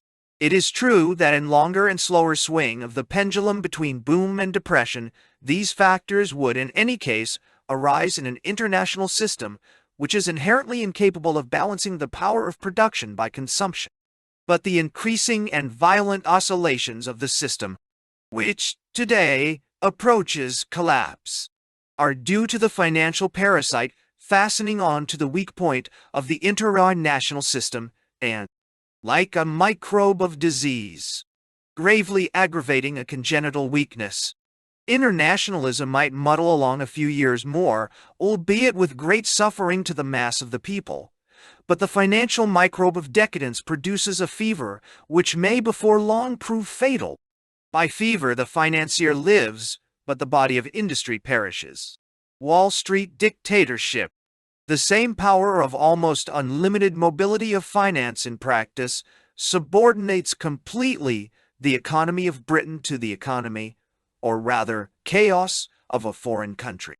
Finance in the City of London is so interlocked with finance in Wall Street, New York, that in practice, the City of London has become a sub-branch of Wall Street. Let anyone who doubts this study the immediate reaction on the London Stock Exchange of any movement on Wall Street. For London follows Wall Street entirely irrespective of British conditions. In recent years, adverse movements on the London Stock Exchange have followed adverse movements on Wall Street, even in face of good British trade reports. On the other hand, upward movements on the London Stock Exchange have followed an upswing on Wall Street, even in face of a disastrous British unemployment return the previous day. What matters to finance in the City of London is not what is happening in British industry, but what is happening in Wall Street, New York. Therefore, as under the present system, the City of London controls British industry. The life of this nation, in the final analysis, is controlled by a sub-branch of Wall Street finance. A British farmer may be deprived of his livelihood because a gamble in the Chicago wheat pit has produced a collapse in price. A prosperous British industry may suddenly be reduced to a stand, still, because Wall Street speculation in primary commodities has brought a subsequent fall on the Wall Street Stock Exchange, with consequent fall in the City of London, and a downward swing of all prices into depression. Thousands of Britons may walk the streets in unemployment because some big rogue of finance on the other side of the world has gambled in the raw materials of industry. In fact, the British craftsman will make less money by studying and perfecting his craft than by studying the symptoms of Wall Street. Ironic indeed is the tragedy of this dependence for a people which possesses within our own great heritage of empire the means to produce every raw material and every commodity we require, not only in abundance but in complete independence of world supply or world speculation. Finance power over government. This same power of almost unlimited mobility, which the international system confers upon finance, affords it also almost unlimited power over governments, which support the international system. It is inherent in the system that capital and credit shall nave power of movement from one country to another. The power of the financier, as an individual to shift his fortune in and out of the country, is entirely unrestricted. If these great mobile forces degree T finance are suddenly transferred from one country to another, the exchange of the deserted country begins to collapse and financial panic ensues, which in turn is followed by the collapse of government. The mere threat of this maneuver broke the weak Labour government in 1931, and the execution of this tactic immediately broke Leon Blum's socialist government in France, shortly after it had been hailed as a model by the leader of the British Labour Party. Yet despite this experience, the Labour Party dare not include in its program even a reference to a restriction on the right of the great financiers to wield a power which at any time can break a Labour government or any other government. The reason is that the international system, which the Labour Party supports, is innately dependent on international finance. It relies on the financier to supply credit for the international transit and sale of goods and capital for the promotion of export trade by foreign loans. The supply of these facilities by the great finance houses makes utterly dependent upon them the whole system of international trade, and in turn renders dependent upon them any government which supports that system of trade. The reason, therefore, is not far to seek why no mention of the great finance houses of the City of London has appeared in any program of the Labour Party. So far from proposing to restrict their masters, like the primitive savage, they hold it impious even to mention the name of their God. Labour's financial proposals are confined to the meaningless gesture of nationalising the Bank of England, which for all practical purposes, under any strong system of government, is nationalized already. In simple fact, the power of international finance is absolute over all the old parties, because the operation of the system which they support gives finance at any time the power to break them. Foreign lending, the object and the disaster of the system. When we analyze the power of finance over the old parties, it is not difficult to see why a system is maintained which serves the financier alone, although it is destructive in modern conditions of every producer's interest, and is disastrous not only to the economy, but to the integrity of the nation. Finance is the master of the parties, and finance forbids the building of a national system to meet modern facts and maintains an international system whose obsolescence provides the parasite of decadence with profit. Not only is that profit provided by speculation in the fever of the system, which has already been examined. The traditional business of finance under the present system depends on the maintenance of internationalism and is admittedly brought to an end by the creation of an empire system. That traditional business is foreign lending, which we have earlier observed has equipped against us our foreign competitors all over the world, and in recent years has exploited the East to the threatened ruin of the West. The only motive of foreign lending is to derive a higher rate of interest from the equipment of our competitors than from the equipment of British industry. That interest can only be drawn annually from foreign nations in the shape of gold, services, or goods. As few of them have either gold or services to offer, the annual interest on foreign loans is derived almost entirely from the import of foreign goods. Consequently, the business of finance depends on foreign imports, because without such imports it cannot draw usury from abroad. Therefore, the interest of finance conflicts directly with the interest of the producer. Because imports from abroad are a necessity to finance but a disaster to the producer for it, should further be noted that the entry of foreign goods representing interest on foreign loans is not balanced by any corresponding exports of British goods. They are tribute from one country to another in respect of a past transaction without any countervailing payment. In fact, their economic effect is precisely the same as the payment of German reparations after the war, which represented tribute from one country to another in respect of the past transaction of the war without any balancing export. The effect on the economy of the recipient was then clearly observed and denounced by the international parties of the left, who now affect to regard interest payments on foreign loans as an unmixed blessing. International socialism had no use for foreign tribute which entered the national exchequer, but has every use for foreign tribute which enters the private pocket of high finance.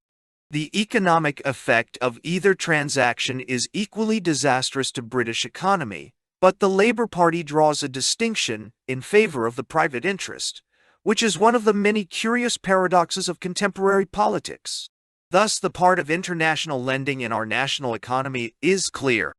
It is firstly to supply backward nations with the means to undercut us in the markets of the world, and secondly to draw a high rate of usury from the transaction in the shape of cheap, sweated goods, which enter the British market to the complete displacement of British labor, because they are balanced by no form of export. Yet the extension of foreign lending has been laid before the country as the highest ambition of British industry in almost all Mr. Neville Chamberlain's annual orations to the bankers' dinner as Chancellor of the Exchequer, while the theory of foreign lending and the rights of foreign investors are eagerly championed by the Labour Party. Behind this theory, every influence of the press and old world economists is also arrayed. British Union challenges, root and branch, the whole conception of foreign lending. We have already observed that the result is interest payment in the shape of foreign goods, which displaces British labor by sweated labor as surely as if thousands of Japanese were imported to Lancashire and Yorkshire to take British jobs. We will now examine the original effect of a foreign loan, which means the permanent divorce of British wealth from British consumers for the benefit, or rather, for the exploitation of foreign countries.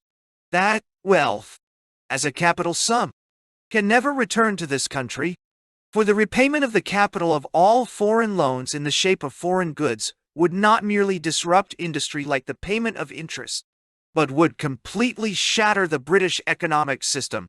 So foreign loans mean in practice the permanent consumption of British-produced wealth by foreigners and the permanent loss of that wealth to the Britons who produced it.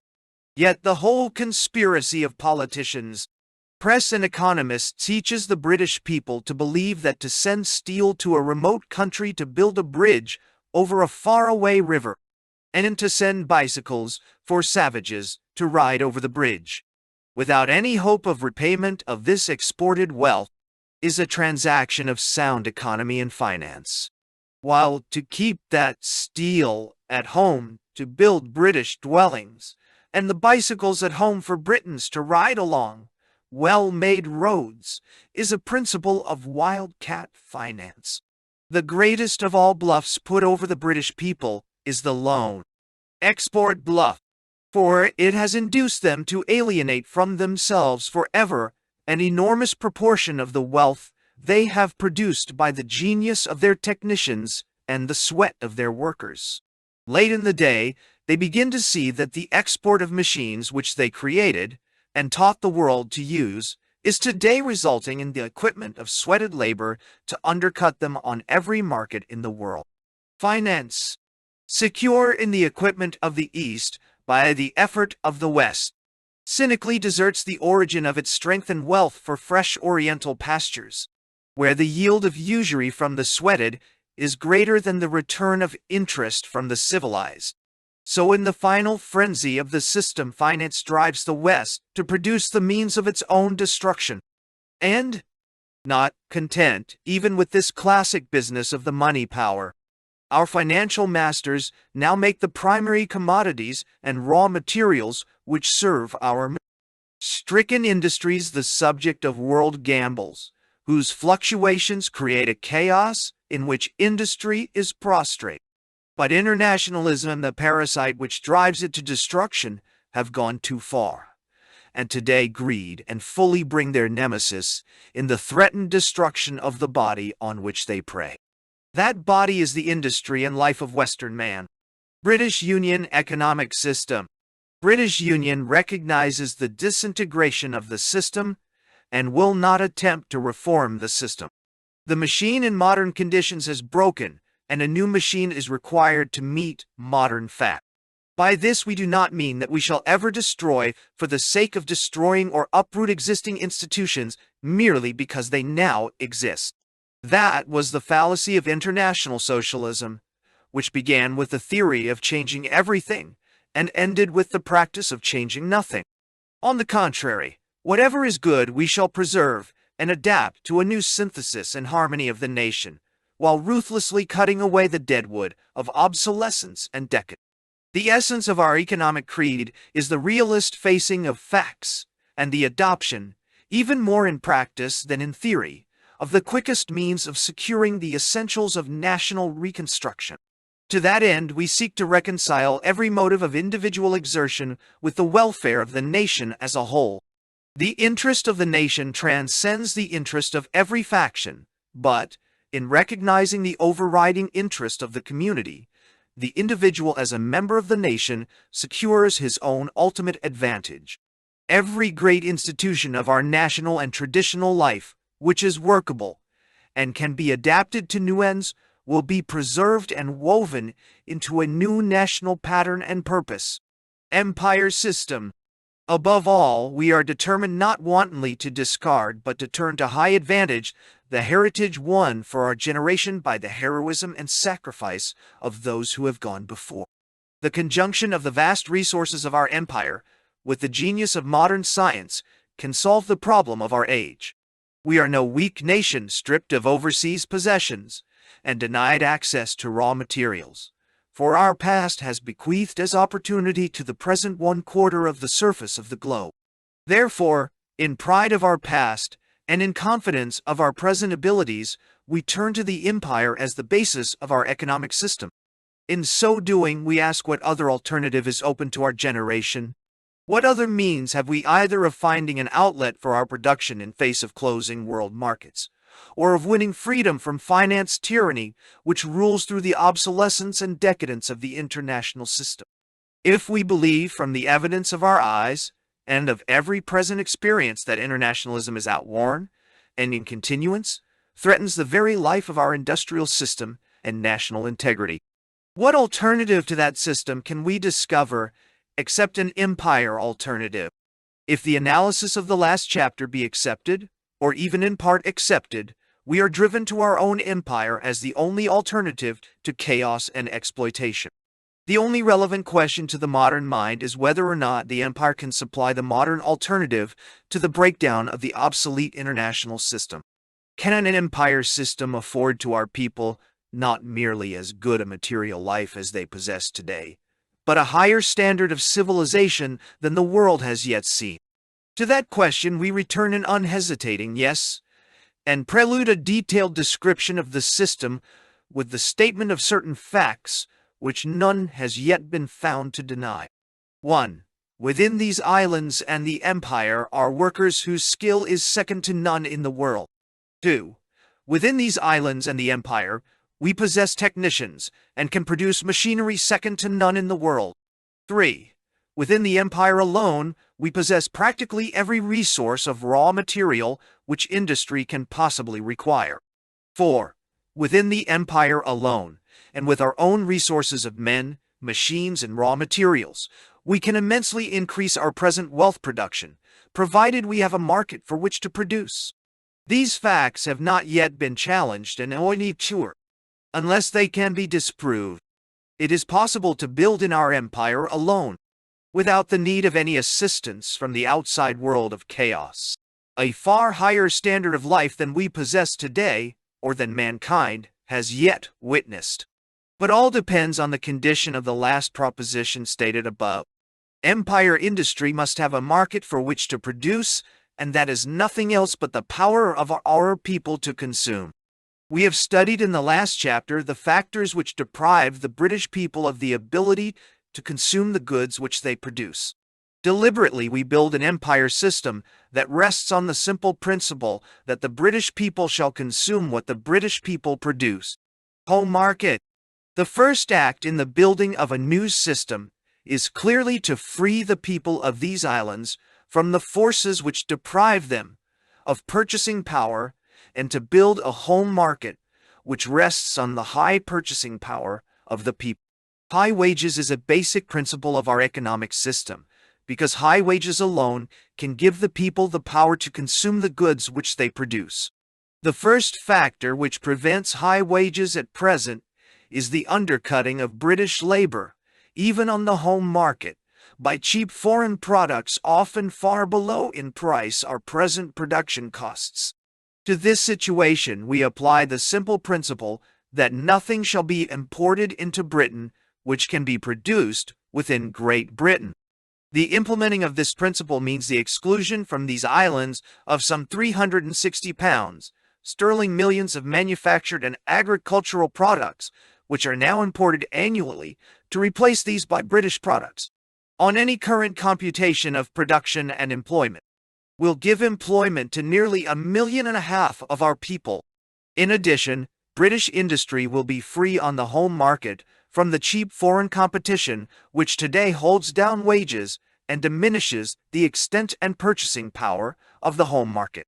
But British Union system view force thy home market does not end therein, for it would be idle to prevent the undercutting of British labor by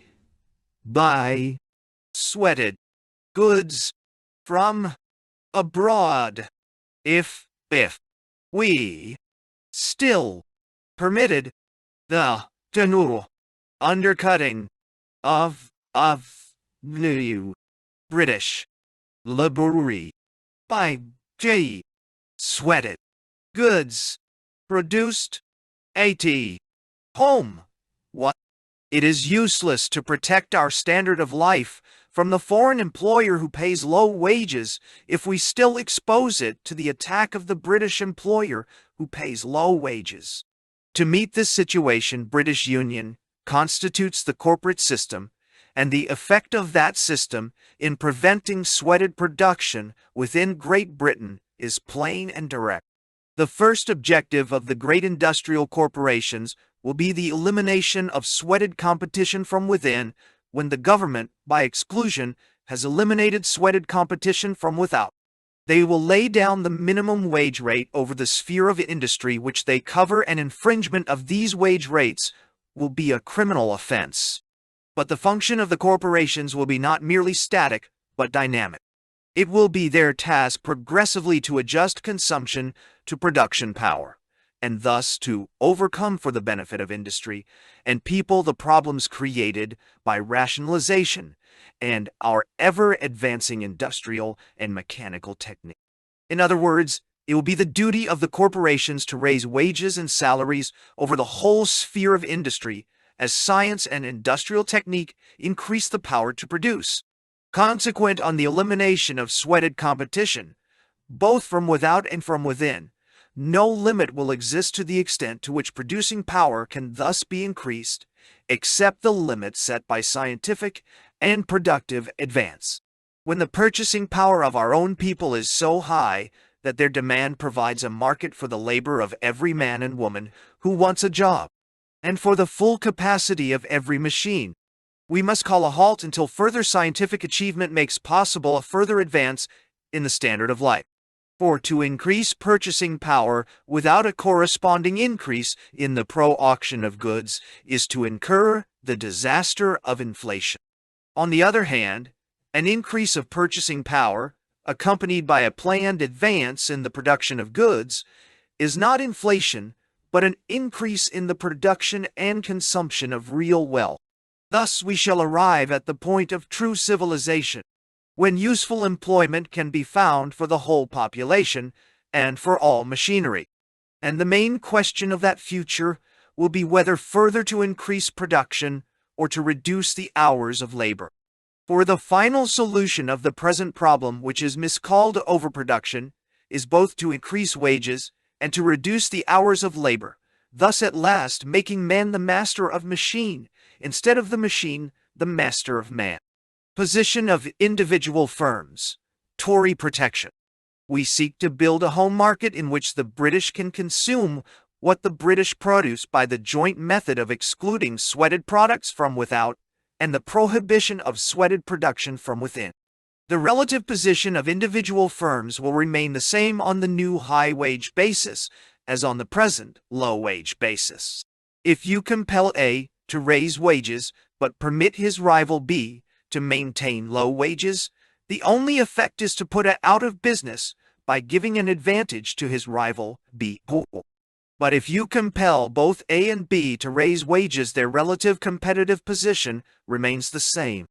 Under British Union system, any individual is free to put his rival out of business by greater efficiency than his rival, but he is not free to put his rival out of business by paying lower wages. The essential difference between the economic insulation of British Union policy and any protective proposals ever advanced by the Conservative Party can thus easily be discerned. We will assume, for the sake of argument, that the incredible happened and that the Conservative Party gave to industry the real protection from foreign competition which they have always promised at election. In glaring contradiction of their practice, when they recently possessed record majorities in government and yet permitted the annual import into these islands of £360 millions of foreign manufactures and agricultural products. If the miracle occurred and conservative pledges were actually carried out, this vital difference would exist between their policy even in this regard and that of British Union. Behind their protective barrier, no organization would exist to prevent the production of sweated goods and unfair undercutting by low wages of one British firm by another. Conservative rejection of the corporate system deprives them of any means to this end. Consequently, despite their protection, British wages would still be kept down by sweated competition from within, even if they had eliminated sweated competition from without. A further evil undoubtedly would arise under this unregulated and anarchic system, which provides freedom only for the exploiter to exploit. Freed from all check and threat of foreign competition under conservative protection, the present tendency towards trust, combine, and monopoly would greatly accelerate. Even more combines would come together to exploit the protected market without any let or hindrance. The classic tendency of the monopoly would quickly emerge in the increase of price to the consumer and the decrease of wage to the worker. Consequently, protection, unaccompanied by organization and power in government, is an unmitigated evil. On the other hand, insulation from world chaos is the first and necessary action in the building of an economic system which can only thrive and advance in the high purchasing power of the mass of the people. Imports, exports, and empire. Thus, British Union builds a home market capable of absorbing the maximum production of British industry, subject only to the necessity of acquiring outside these islands what we cannot here produce. At this point, we turn to our own empire overseas to secure the raw materials and some foodstuffs which Great Britain cannot produce. We shall offer to our dominions and colonies the direct bargain for which they have always asked. We will buy from them raw materials and any foodstuffs which we cannot produce here on condition that they accept an equivalent value of our manufactures in return. They are primarily producers of raw materials and foodstuffs, and we are now primarily producers of manufactures and exports such as coal. A natural balance of empire economy exists, which policy in this country has done much to destroy by preferring to buy essential raw materials and food from foreign countries. As a result, the dominions have already been driven to the development of secondary manufacturing industries. That process, if long continued, may develop in the dominions an economic self-sufficiency, which may lead in time to their complete inability to accept our exports. Great Britain will then be faced with the retribution of internationalism in dependence on foreign supply, for which she can only pay by exporting goods to foreign markets that are rapidly closing against her. In fact, continuance in the policy of preferring the foreign to the empire's supply of raw materials and certain foodstuffs might finally spell the doom of these crowded islands when, in the future, they seek outside supplies for which they cannot make payment either in foreign or empire markets. On the other hand, an early development of empire economic system can arrest the drift to this catastrophe. The process of developing secondary industries in dominions and colonies has not yet gone far enough to prevent a balanced imperial economy. They offer to us still the simple bargain of their raw materials to be balanced by their acceptance of our manufactured exports in a £1 sterling to £1 sterling equivalent. Why are the international parties, Conservative and Labour alike, so mad as to refuse? The answer to this riddle may be found in the deliberate maintenance of the adverse balance of payments under the existing foreign trade pacts, which should provide a conclusive argument for the abrogation of these pacts in favor of a balanced empire trade. Under almost every foreign trade pact, Britain imports more than she exports in return. The adverse balance of goods received represents interest payments made on past loans without any balancing export in return as described in the last chapter. So Great Britain refuses empire trade and maintains the adverse balance of trade pacts with foreign nations for the sole reason that the process is a means of collecting the usury of the City of London. An empire system is sacrificed, and we drift towards the disaster of dependence on an ultimate world system, in which we can find no means of payment for necessary imports, solely because the British government and our economic system are debt collectors for the City of London. Not only must British labor be displaced in the home market by the import of sweated goods as interest payment, but we are forbidden to develop our heritage in an empire economy because the millstone of foreign lending is still around our neck. We have to choose between an insulated empire system, contain within its free boundaries the highest standard of civilization that the world has yet seen, and the maintenance of a world usury system which in every sphere destroys the productive interest and oppresses the people. We have to choose between empire and usury. British Union chooses empire. Empire development. It is clear that our system depends on the intensive development of an empire which is today producing only a fraction of what it could produce. The question is sometimes asked whether we can rely on the cooperation of the self-governing dominions with whose self-governing status we have no desire in any way to interfere. The question does not arise in the case of the Crown colonies because their control changes with the government of Britain.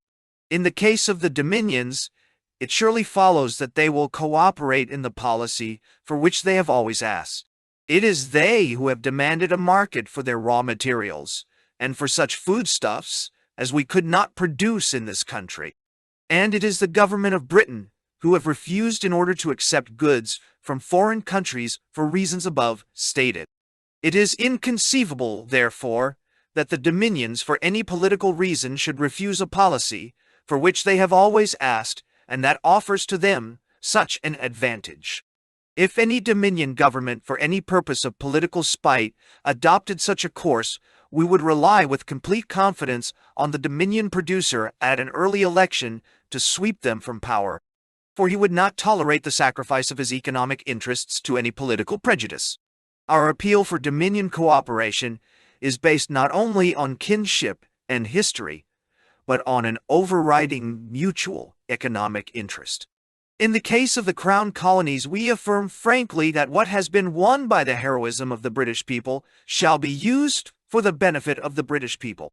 Instruments like the Congo Basin Treaty, which are supported by the Conservative Party and make our African possessions a dumping ground of the world, will be repudiated, and British possessions will be preserved as a British market, with a result in itself that current statistics prove will go far to restoring our export trade. The great British colonial tradition of good and fair treatment of native populations will be preserved, but we shall challenge the illusion that backward and illiterate populations are fit for self-government when obviously they are not. Nor do we admit that the Western nations should be confronted with closed areas in the supposed interests of native population, which have done nothing to develop their own territory before the genius of the Western mind and energy put them on the map of the world. If left theories in this sphere were logically applied, America would be handed back to the original Red Indian inhabitants, and the white man would be barred from the land which his talent has created. In practice, these high-sounding theories of native self-determination have resulted in no higher reality than the ruthless sweating and exploitation of native populations by Western finance capitalists for the undercutting of the Western standard of life. In practice, native rights have been the right to be exploited.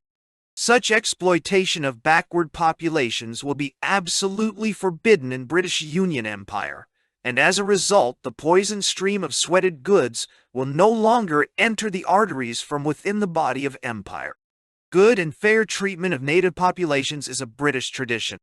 But to stultify the white man's genius in order to preserve native rights to neglect fertile areas of the globe, or native rights to be exploited by finance capitalists for the destruction of the West, is an historic absurdity and a British tragedy. Therefore, consciously and determinedly we develop for the benefit of the British people the territory which the energy of the British people has made their own. Agriculture. In developing the territory of our empire, British Union policy by no means forgets the development of our own native soil. The measures already described will not only save agriculture, but are the only measures that can save British agriculture. For our policy meets the two factors which today destroy agriculture and depopulate our countryside. They are 1. The flood of foreign imports, 2. The low purchasing power of our British people, which deprives them of the ability to buy good British food. By present conditions, a conflict has been created between town and country, in which the countryside has always been worsted since the Conservative Party ceased to be the party of the land and became instead the party of high finance. The farmer must have a better price in order to live, and to pay his farm workers the decent wages that he would like to pay, if prices permit. Financial democracy meets his demand with the fact that under the present system, the town workers, who are the bulk of the population, are too poor to pay a better price. So agriculture perishes, and the people are uprooted from the soil, with results to whose fatality all history bears witness. British Union policy resolves the conflict between town and country and welds their interests in a new national harmony. Every attempt to solve the agricultural problem in isolation from the national problem as a whole has failed, and will always fail. British Union overcomes the dilemma of the countryside. 1. By raising the purchasing power of the mass of the people to the point that modern science permits by means already described. 2. By prohibiting entirely the import into Britain of any foodstuffs that can be produced within Great Britain. This policy preserves for British agriculture the home market and provides a market capable of paying for British products. In practice, no substantial increase of price to the consumer need be anticipated, and in any event, the general increase in wages and conditions under a modern system will be far greater than any increase in farming prices. The farmer can increase production for an assured market without any very great increase of his present overhead charges. Consequently, an increase in production without a commensurate increase in production costs will tend to prevent prices from rising. Yet greater production for an assured market will afford the farmer profit instead of loss, and the laborer a living in place of a starvation wage. In addition, a distributive corporation will cut our redundant distribution costs and bring farmer and consumer closer together in the absence of a host of unnecessary middlemen who now take their toll of farmer and consumer alike. Measures to prevent profiteering in food are overdue and, if necessary, will be severe. But the basic guarantee of prosperity to British agriculture is the high purchasing power of the British people, and that great home market is the constant aim of British Union policy. A market that is capable of paying for British food products can easily be preserved for British agriculture, because if the townsmen can pay for British food, they will always prefer it as they know it to be the best. More British food. So British Union policy deliberately excludes from these islands all foodstuffs that can be produced within them. This will entail the production of another £200 sterling million of British foodstuffs each year to replace foreign imports that will be excluded. The writer, in addressing hundreds of farmers' meetings throughout the land, has never yet found a farmer to deny that it is possible, provided they have an assured market for which to produce. Clearly, it will take some years to evoke the maximum of British production. In practical method, government will meet the farmers' union, which will have an even greater status within the corporate state, and will inquire by how much British production can be increased in each succeeding year. Government will then undertake to cut down foreign imports by a corresponding amount until, at the end of a specified period, British production has entirely taken the place of the foreign import. The end will then be secured of a market for the full production of British agriculture, which rests on the high purchasing power of the British people. It is true that we cannot here produce all the diverse kinds of foodstuffs that we require. But, like our raw materials, we can acquire all the outside foodstuffs we need from our own dominions and colonies. In a choice between British and Dominion products, the British must always come first, but plenty of room will still exist on British markets for Dominion foodstuffs.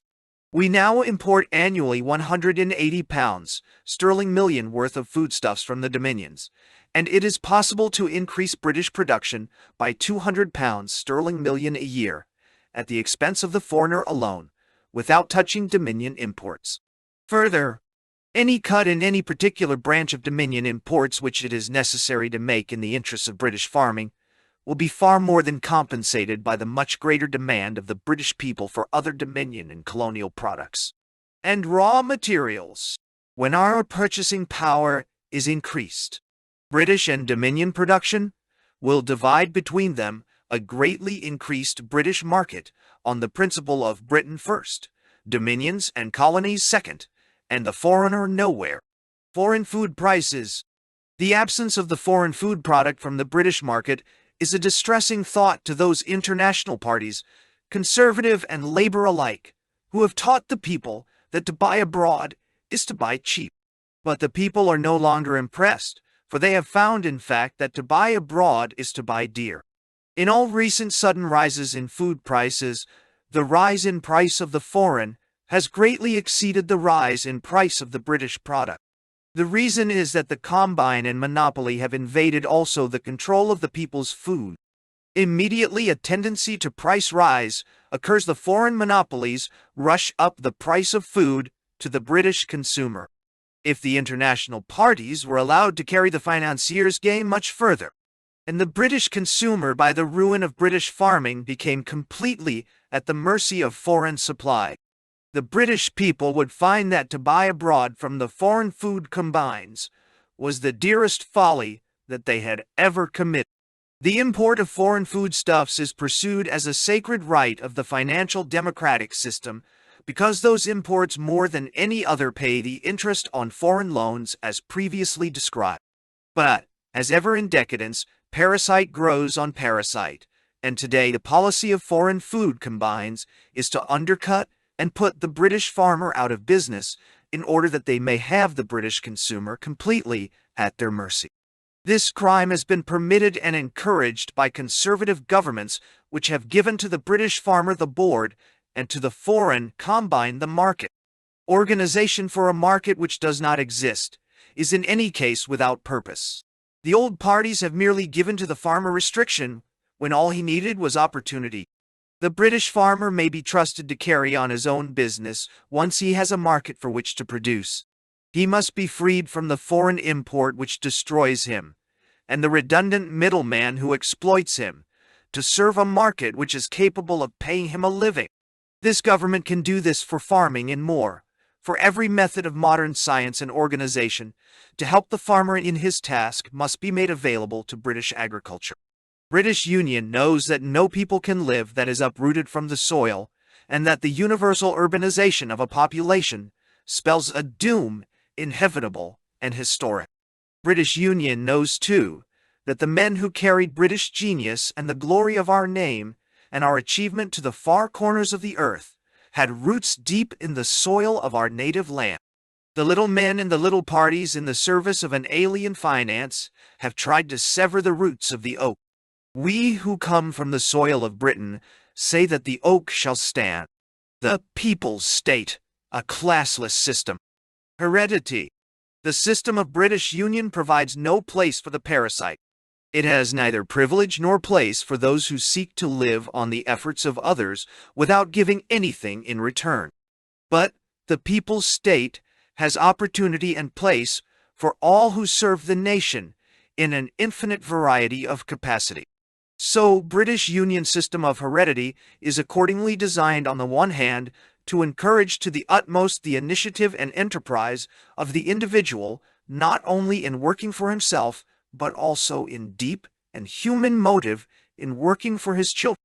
On the other hand, it is devised to eliminate the parasite and to deprive of all hereditary advantage those who prove unworthy of their forebears' exertions and unworthy of the new nation.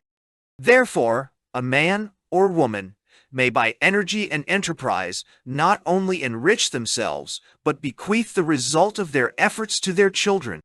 But the children, either in industrial service or in public service, must render a service equivalent to the benefit they receive, or in default will lose their hereditary advantage in whole or in part.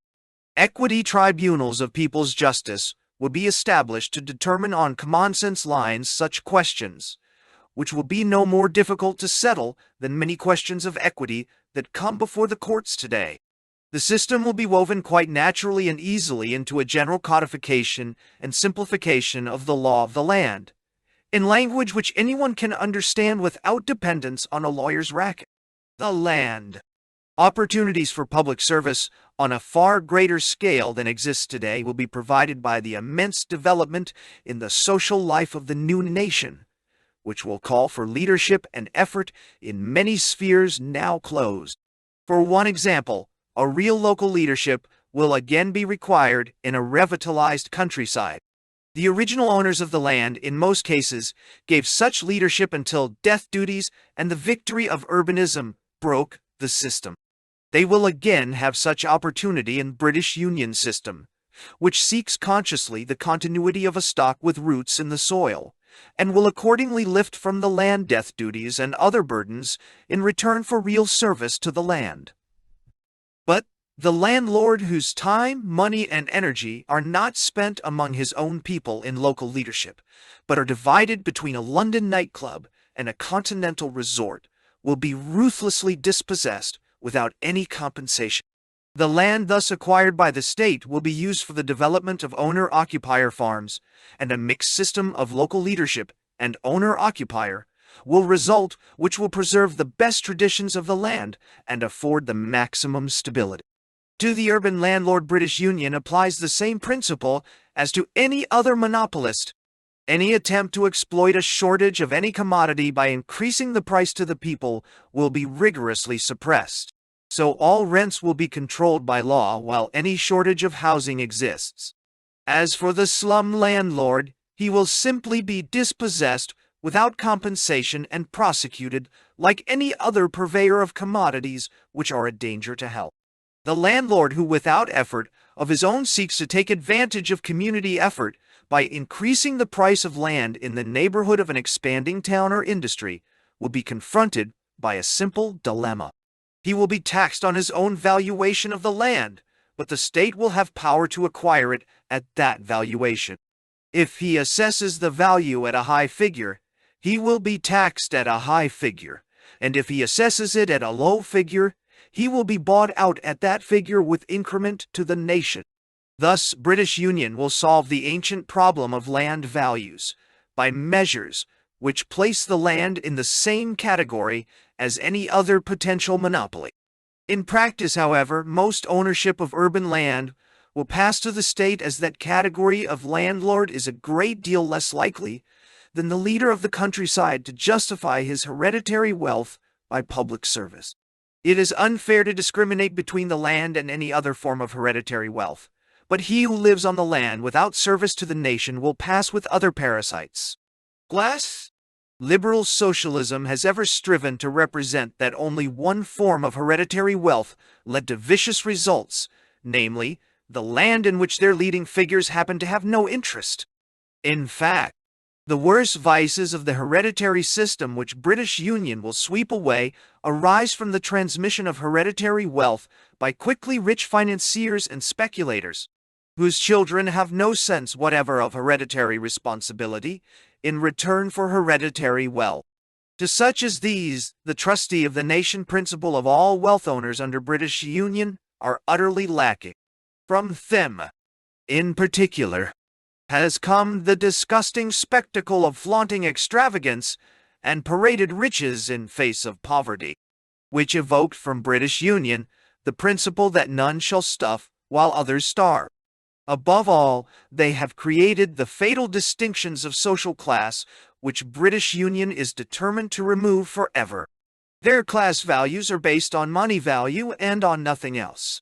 The accident of birth and the mere fact of being their father's son is held by these miserable specimens of modern degeneracy to elevate them without effort of their own above their fellow men.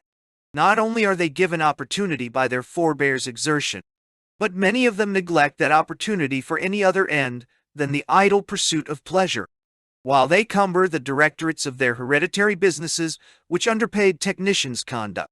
Here we see the apotheosis of the parasite, deriving his snobbery from his father's efforts, and marking the values of the snob by the capacity to squander in face of the starving. The snob and the parasite shall go, and with him shall go his values in the classless state, which accords opportunity to all but privilege to none. Function. Class based on social snobbery, and the accident of inheritance shall go. But British Union will not fall into the opposite stupidity of an unworkable equalitarianism, which refuses to recognize between man and man or woman and woman any difference of function. A man shall be valued by what he is, and not by what his father was. If he performs high service to the nation in the exercise of exceptional capacity, he shall have fitting reward and status. To work, not only for money for self and children, but for position and honor among fellow men, is no small and unworthy motive of mankind, and is a deep mainspring of human conduct, which it is folly to ignore. The award of honor as the reward of money may go to great service and may be transmitted to children, but like hereditary wealth will be liable to removal if the children are unworthy.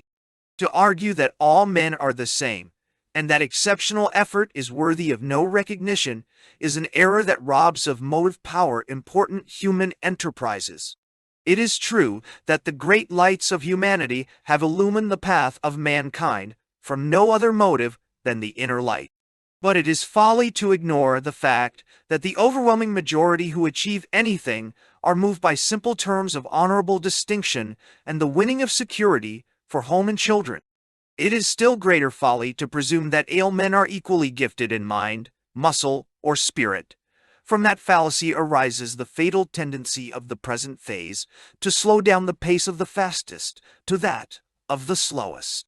This grotesque assumption, if carried to its logical conclusion, would merely deprive the nation of the full exertion of exceptional ability by which alone great affairs can be conducted. Education. The true solution is to eliminate the parasite of heredity, but to give the utmost opportunity to talent wherever it can be found. Whether a man starts in castle or cottage, he shall have equal opportunity to rise to the top and to use his talent if he possesses the capacity. This principle involves a complete revision of the present educational system, which largely confines opportunity to the accident of wealth. In the reconstruction of national education, it will be also the deliberate aim of British Union, finally, to eliminate the last trace of class and snobbery. Preliminary education will afford to all the same sound basis of classless and national education, subject to the right of all parents to secure for their children the religious atmosphere they desire. But later education will differentiate widely, not on the principle of wealth, but purely on the principle of talent. At present, the children of the rich are normally educated at least until 18 years of age, altogether irrespective of their capacity for education. The children of the poor, on the other hand, are largely thrust into industry at the age of 14, irrespective of talent for the higher education which is denied. It will be the policy of British Union to continue the education of all by varying methods and degree until 18 years of age. In the present low standard of life, to deprive parents of the small wages of children who displace their elders from industry would be a hardship. In the higher standard of life, which science will produce within a modern system, adults will earn enough to keep the home together without dependence on the wage pittances of children. Therefore, British Union will render it possible to continue education for all until an age when they can be regarded as truly adult and ready to enter industrial life. But from the age of 15 onwards, education will be sharply and progressively differentiated between varying degrees of talent. All children of outstanding ability will have open to them by progressive selection a straight road from cradle to university. The opportunity open to every child will be the same, and the same path to higher education will be available to all talent. Those, on the other hand, who cannot benefit beyond a certain point from the absorption of academic knowledge, as a preliminary to the practical in life, will undergo different forms of education and training, and at an earlier age will specialize for some definite avocation. Above all, every child of whatever talent or capacity will receive a sound physical and nutritional basis for the struggle of life. The care of the child is the special care of British Union, for British Union will be not only the nation's trustee of today, but also of tomorrow. That infinite morrow of British destiny depends on building a nation with physique and morale adequate to the immense duty of British leadership. In that high purpose we guard the child. True patriotism, the people's state of British Union, thus secures the principle of opportunity for all but privilege to none. Every Briton shall have equal opportunity in the land of his birth, and therefore equal possession and love of that land. Thus shall be born the true patriotism, which is determination to build a land worthy of a patriot's love. This is something very different from conservatism's exploitation of that profound emotion to guard the vested interests which possess Britain today. No wonder that so many of the dispossessed reply to the Tory patriot that it is your land, not our land, that you ask us to defend. Britain looks different to the father's son arriving at a nightclub door in a Rolls-Royce than to the man of possibly greater capacity and, in the war at least, of greater service, who is shivering in the rain or fog of a country that has used him and discarded him. In British Union our land will look the same to all, for it will afford to all the same opportunity, and so will belong to all. Today, Patriotism and progress are divided by the parties into opposing camps, when, in fact, they should be indissolubly united. Love of country has been exploited by reaction, and hatred of country has been exploited by those who masquerade in the clothes of progress. In reality, patriotism dies without progress, because the continual advance of man alone can build a country worthy of love. On the other hand, progress dies without patriotism because the first object of progress must be the elevation of the native land. And care for every country but their own has robbed the misnamed parties of progress of all appeal to the enthusiasm and effort of their fellow countrymen. We love our country and we love our people, and for that reason we stand both for patriotism and for progress in the union of two great principles, which the war of the parties has divided. The National Socialist Creed of British Union says to our countrymen, if you love our country, you are national. And if you love our people, you are socialist. We ask patriots to join with us in building a country worthy of a patriot's love, in which the class distinction of the snob and the privilege of the parasite shall exist no more. But in place of class and privilege shall arise the brotherhood of the British to give equal opportunity to all in service and possession of their native land. The Jewish question. The Jewish question should receive proper space in relation to national affairs in any book which deals with the modern problem. This question was no concern of our movement at the outset, but the Jews themselves very quickly made it a concern. We advanced for the consideration of our countrymen the policy which appears in these pages, without raising any racial question or troubling with any faction. Long before we raised the Jewish question in any form, however, that question was forced on our attention. The evidence for this statement can be ascertained by anyone from police court records.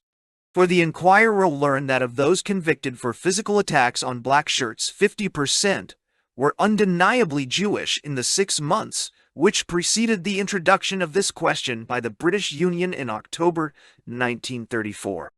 Our organization had then been in existence 2 years, and we had observed that, in addition to an extraordinary proportion of Jews in the physical assailants of our members, when outnumbered, the victimization of our people by Jewish employers and the pressure of Jewish interests on our supporters was a very distinctive feature of our struggle.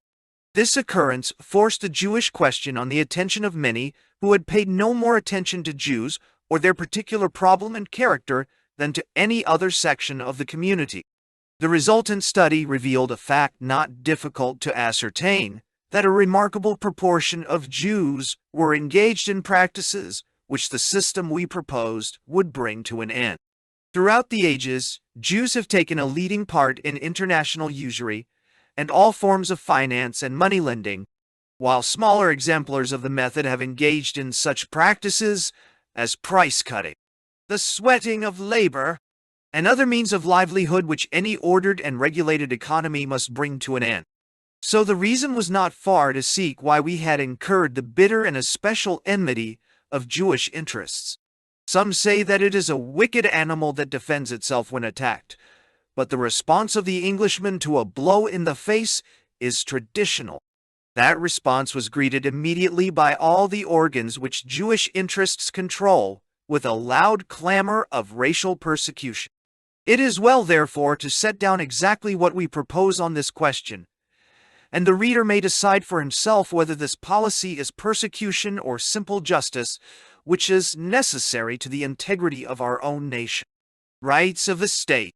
We do not attack Jews on account of their religion, for our principle is complete religious toleration, and we certainly do not wish to persecute them on account of their race. For we dedicate ourselves to service of an empire which contains many different races, and any suggestion of racial persecution would be detrimental to the empire we serve.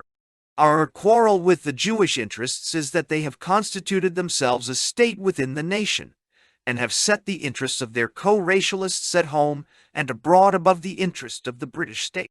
An outstanding example of this conduct is the persistent attempt of many Jewish interests to provoke the world disaster of another war between Britain and Germany, not this time in any British quarrel, but purely in a Jewish quarrel.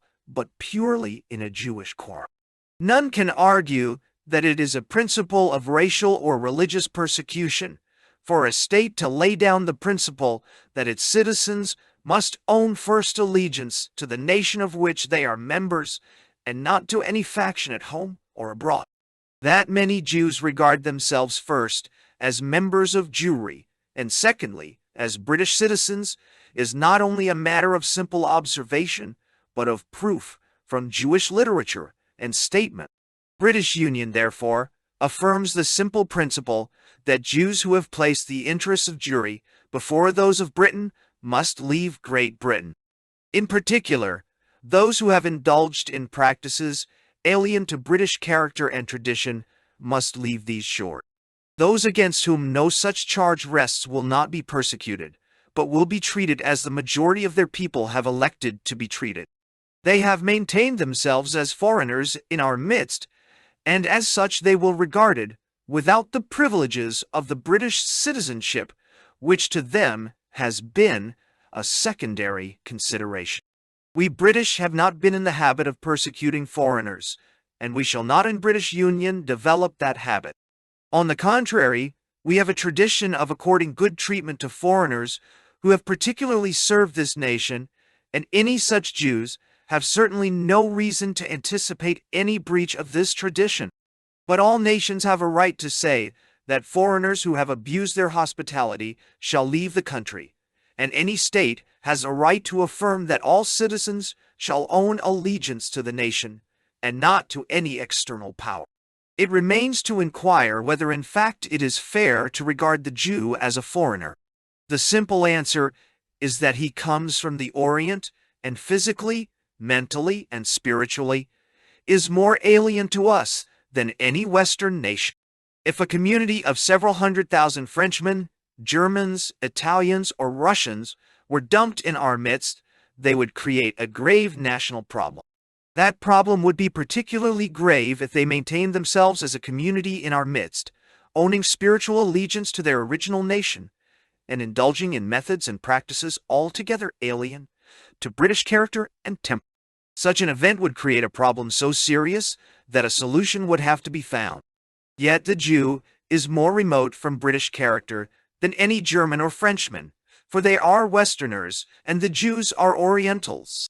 The final solution. This problem, bedenet, raised with all increasing pressure in most European countries in the inevitable opportunity presented to Jewish method by the decline of the West Union, it become a European question of a first-class magnitude, in which Britain must offer leadership in accord with all British tradition. It is not in accord with British character to keep Jews here in order to bully them. That we will never do. On the contrary, the statesmanship of the future must find a solution of this question on the lines of the Jews again becoming an integral nation. There are many waste places of the earth possessing great potential fertility, and the collective wisdom of a new Europe should be capable of finding territory where the Jews may escape the curse of no nationality and may again acquire the status and opportunity of nation. It is true that Palestine is not available as a home for the Jewish race throughout the world, for the simple reason that it is already the home of the Arabs. Whatever wrongs the Jews are alleged to have suffered will not be righted by the crime of inflicting with violence far greater wrongs on the Arab ally who trusted the word of Britain in war. The most that the Jews can reasonably hope from Palestine is respect for their holy places, and free access to visit them, as the pilgrim Arab has access to Mecca. Other territory must and can be found for the solution of the Jewish problem of the world. Is it really persecution of the Jews to suggest that they should again become a nation in suitable territory? If so, it is persecution which has been acclaimed by the prophets and seers of Jewry as the final objective of their race for the last 2,000 years. Their leaders have always proclaimed the wish of Jewry to become again a nation. Why is it persecution to say very well, "You shall become again a nation"? It is not persecution unless it be true that every protestation of Jewry in this regard was hypocrisy throughout the ages, and that their real desire was not to reunite their scattered race in national dignity, but to become forever the parasite of humanity. If, therefore, Jewish declarations be sincere, the effort of European statesmanship to find a solution of this problem by the creation of a Jewish national state should not be resisted by Jewry. The only thing the Jews cannot ask in the name of justice and humanity is that Britain should found for them that state in blood by the slaughter of Arabs and the rape of their homes.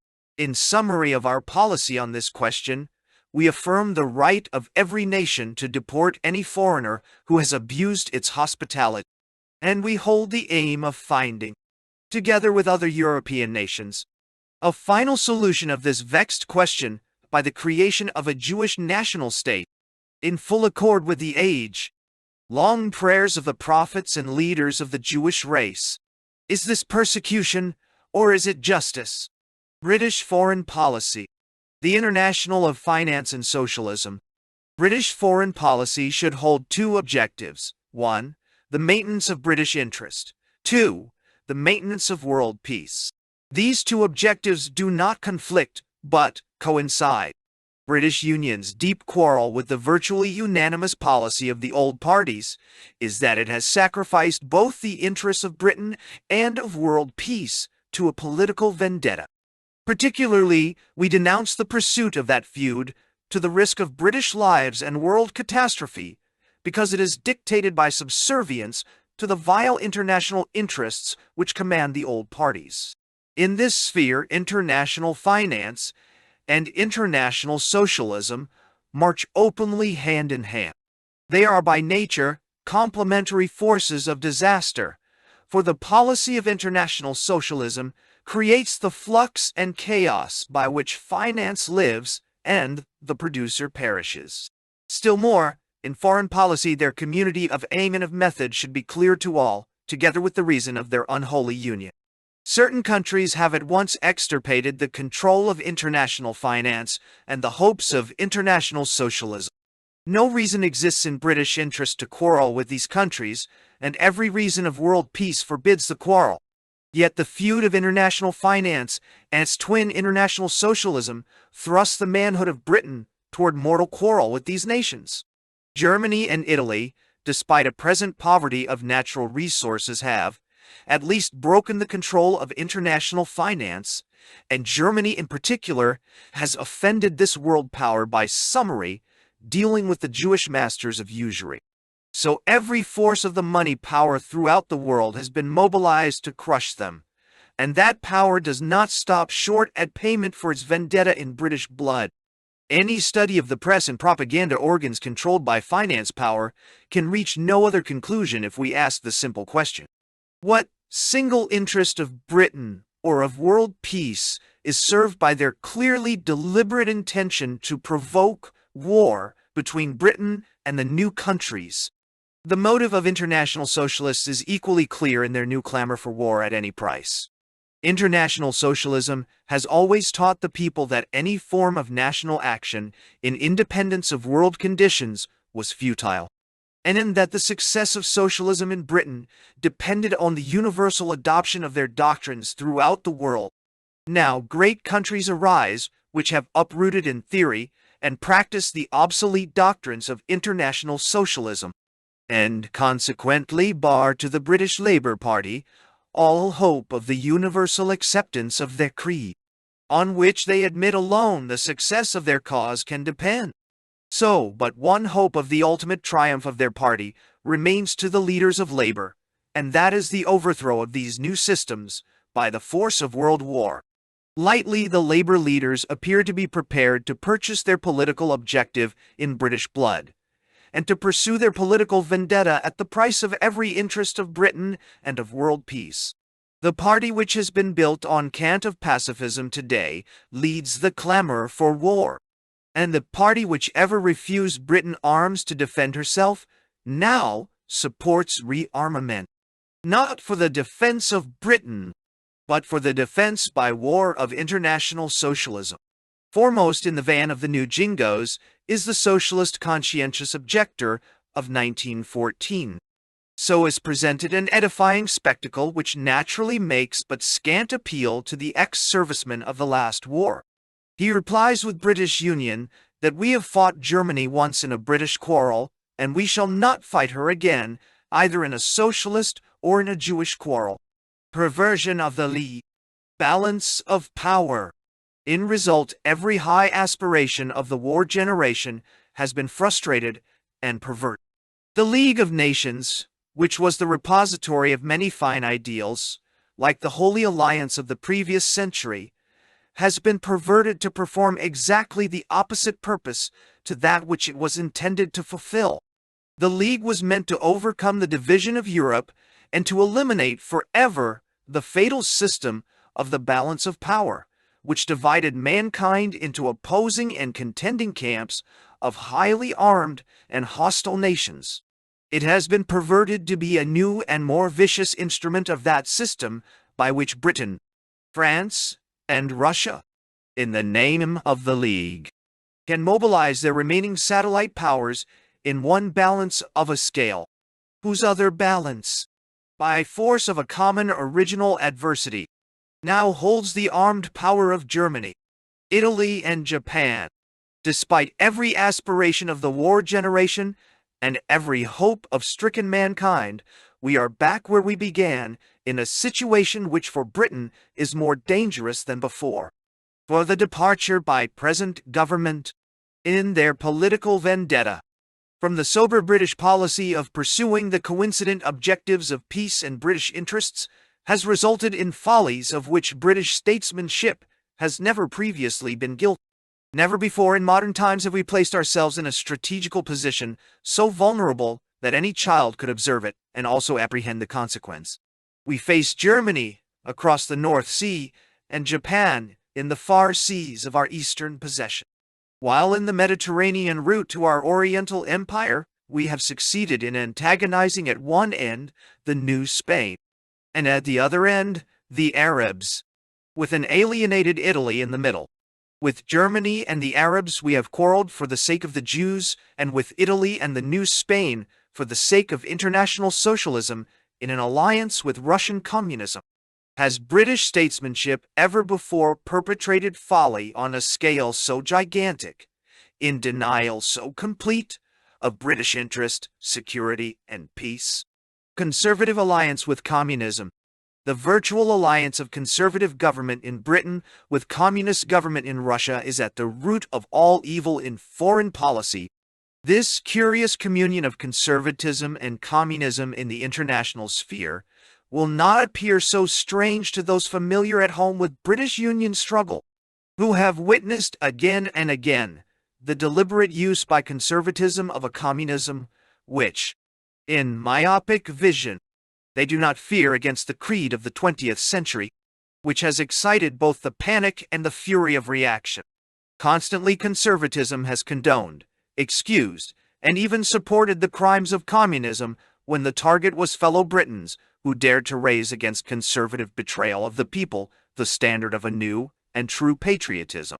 Abroad as at home, conservatism is willing to use even the vile and bloody instrument of world communism against the nations of European Renaissance.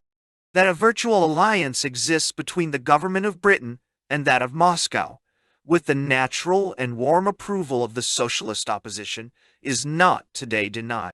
The Franco-Soviet Pact has ever been approved by the conservative government, and the close association of French and British policy, together with the close cooperation of British and Russian policy at Geneva and elsewhere, has almost flaunted in the face of Europe the triple alliance of Britain, France, and Russia, to which the overwhelming majority of the British people are completely opposed. Arms race origin. The full historic error of the Franco-Soviet Pact can only be appreciated if the chronology of these events is recalled. In November 1933, the leader of Germany made an offer to Europe, which fell into three parts. 1. Limitation of German naval strength in fixed ratio to British strength. 2. Limitation of German Air Force to 50% the strength of France. 3. Limitation of German Army to 300 men if France would agree to the same restriction. This offer is on historic record, and also the answer to that offer, for the reply of France without any protest from Great Britain was the Franco-Soviet Pact. Only the naval offer was accepted by Britain, with beneficial results. Because German naval strength in the outcome of negotiations was limited to an 85% ratio of British strength, and a fatal recurrence of the pre-war naval race between Britain and Germany was averted. The offer of air and land limitation was contemptuously ignored and answered only with the Franco-Soviet Pact, which Germany regarded as an attempt to encircle her. From that moment, the sequence of fatality has been clear. Germany armed in a prodigious effort and British rearmament followed.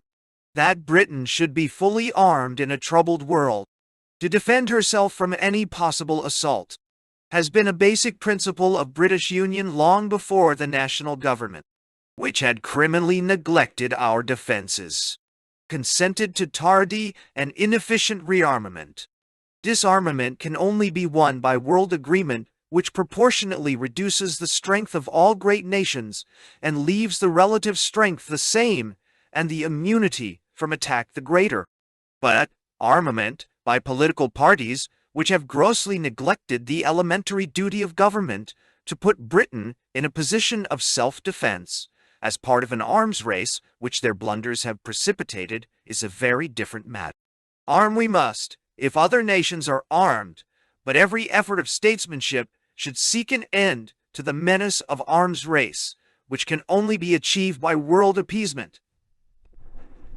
European division and Eastern anarchy. In the fatal sequence of events, a divided Europe fell an easy and humiliated prey to Oriental anarchy. Germany, isolated and encircled, like others in similar predicament, sought support where she could find it, and to the Berlin-Rome axis was added an understanding with Japan.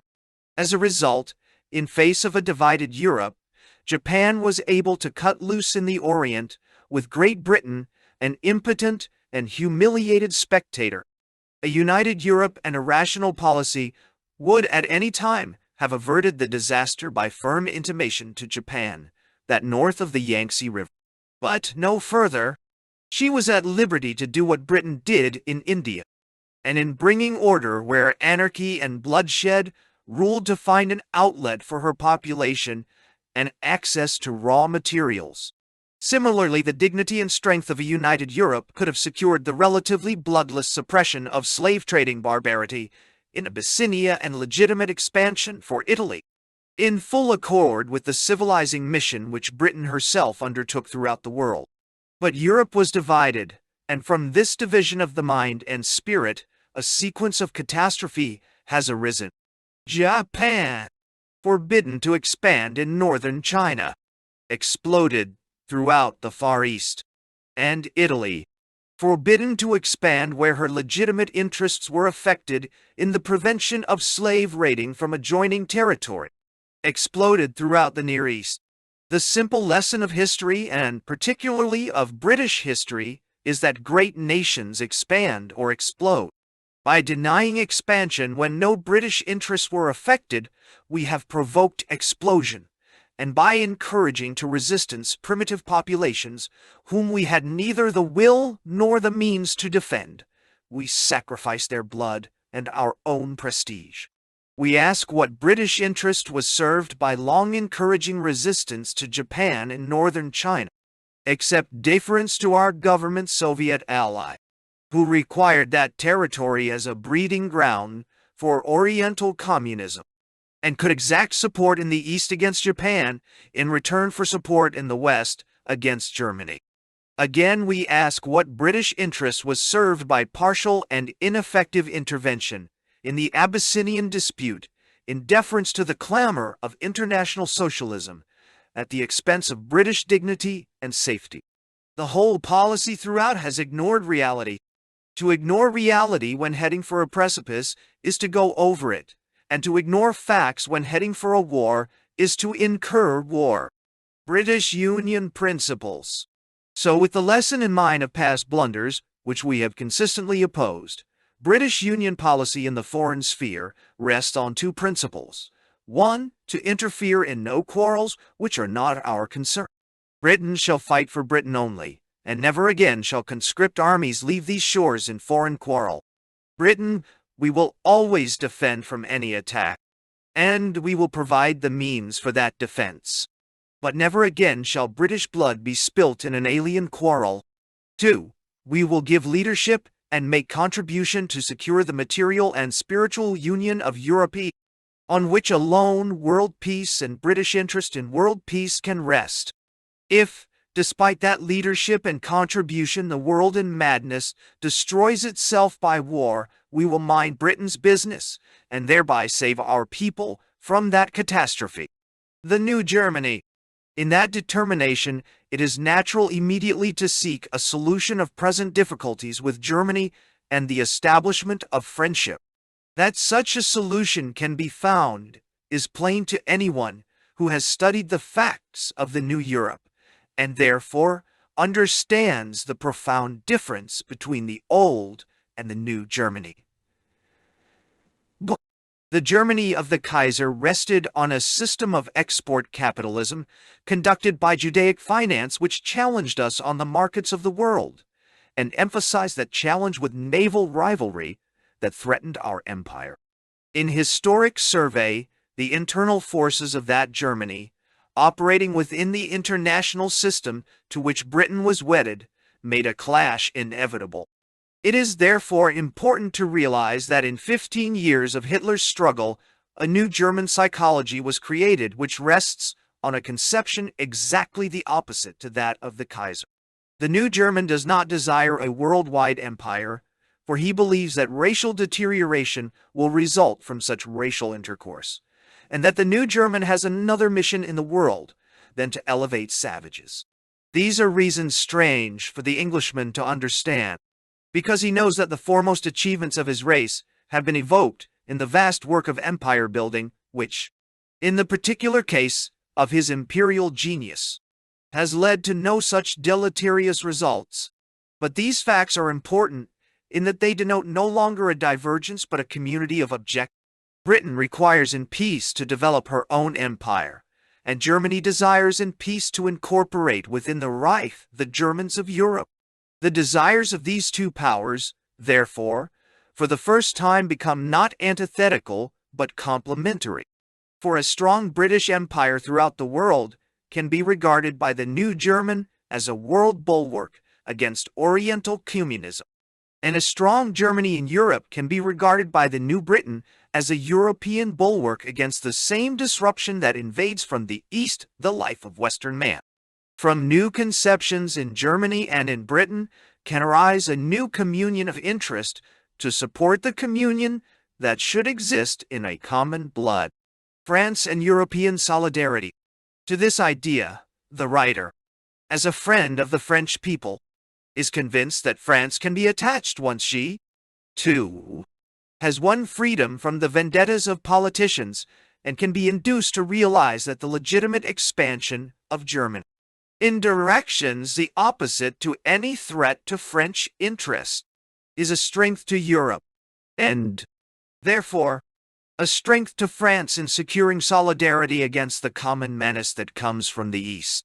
If this conception cannot be accepted by financial democratic government in France, it will at least soon arise from the chaos which financial democracy creates in that fair but unhappy country. For it must be admitted that a new sense has come to Germany, and no German in his senses will at infinite sacrifice make a bid to acquire overcrowded territory which belongs to France, when his own people and relatively virgin soil summon him in the opposite direction.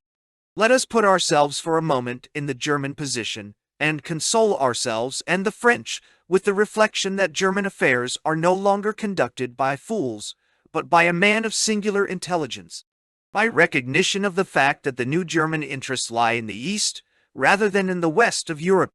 British Union does not mean that we seek joint action with Germany in the waging of war against Russia, although we shall forthwith break the present alliance with Russia.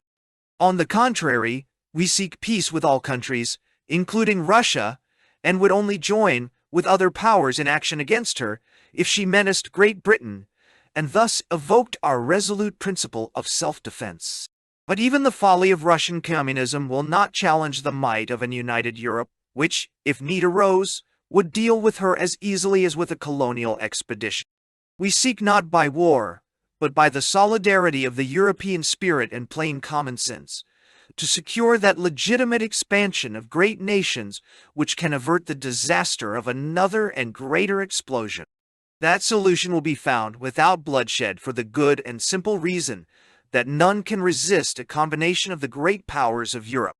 Britain, Germany, France, and Italy have in this matter a basic community of interest, which the victory of the modern movement in Britain can weld into an irrefragable instrument of action in the achievement of peace. In foreign affairs, as in national life, the leadership principle prevails in reality, and Europe is lost without the united and effective leadership of the great powers. Too long we have suffered from the post-war delusion that a tiny state, possessing a few thousands of backward population, was not only in theory but in practice the equal of a great nation with millions of advanced peoples to support material power and moral position. Colonial question. The great powers must unite and lead to peace, and this final blessing can only come from the victory of British Union in the land that is today the key to world peace. But in giving leadership, Britain must also make contribution. And long before the colonial question was raised in acute and controversial form, British Union declared willingness to hand back to Germany the mandated territories, on simple and clear conditions that they should not be used as naval or air bases against Britain, and that Britain might preserve such facilities as were necessary to her naval and air communications. Such a concession would present no difficulty to a Germany which has already accepted a 35% ratio of our naval strength, and therefore made the maintenance of her potential colonial communications dependent on friendship with Britain. We will not surrender 1 inch of British territory to any power. But these colonies held in mandate from the League of Nations are not British in law, and in practice we are inhibited from their development for British purposes, with the result that territory, which in restoration would be an outlet and opportunity for Germany, is today a burden and expense to us. Yet the conservatives, who have betrayed British Empire by throwing open British African possessions as the dumping ground of the world, are ready to jeopardize world peace in clinging to territory we do not require, while neglecting the territory which belongs to us at the expense of infinite sacrifice and heroism of virile generations of the British. So in passing it may be observed that once again the Tory proves himself not only a dog in the manger, but also a fool. Economic peace. It is clear that the peace of the New World can only rest on material justice, and to deny it is to court war. The access of Germany to raw materials, an opportunity for outlet and expansion, will solve the last material problem of the great powers. For the other dispossessed nations, such as Italy and Japan, have already found a solution by force that the financial democratic world, with characteristic folly, refused to reason. Thus, in the solution of the German problem, it becomes possible for each great nation to build that comparatively self-contained civilization which is the surest guarantee of peace. To those who deny this elementary statement of fact, we pose the simple question, what are modern wars about? The answer is clearly that modern wars are economic in the struggle for raw materials and for markets. Consequently, if each great nation has access to raw materials, an opportunity to build a market in the purchasing power of their own people, the only effective cause of war in the world is eliminated. The urge to war will go with the suppression of the international struggle for raw materials and markets, and the financial parasite that inflames the fever. Then if the world goes to war, the world will indeed be mad, because no reason can exist for war, and Britain with justice will have no part in that madness. The new Europe. But in truth, no such fear need exist, for the reason of the present malady of Europe is not so difficult to diagnose. It is a malady and division of the spirit, which transcends all material differences.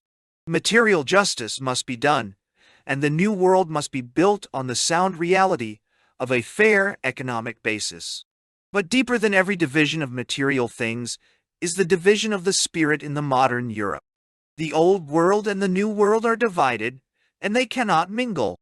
Either the new world and the old world will collide in disaster, or the new world will emerge as the final system of the modern age. Therefore, on the fate of Britain depends the fate of mankind. British Union advances with British policy, method, and character suited to this nation and to no other. But we can understand those who in other countries have brought the new world to triumph by policy, method, and character, suited to their nations as no democrat ever can. Because, despite every divergence of policy and difference of national character, we have the same origin in the struggle of our betrayed generation of the war to redeem great nations from corruption. And in common with these others, we have passed through the same ordeals and faced the same enemies. This origin of common experience and in determination that great peoples shall not perish from their earth gives us an understanding one of another and one a sympathy in the mutual struggle with the dark enemy of mankind, that the enemy old world. Can you neither idea, comprehend, nor disrupt? We are British, and before all else in our national creed, we place Britain and our love of country. But because we love our land, we can understand and work with those who love their land.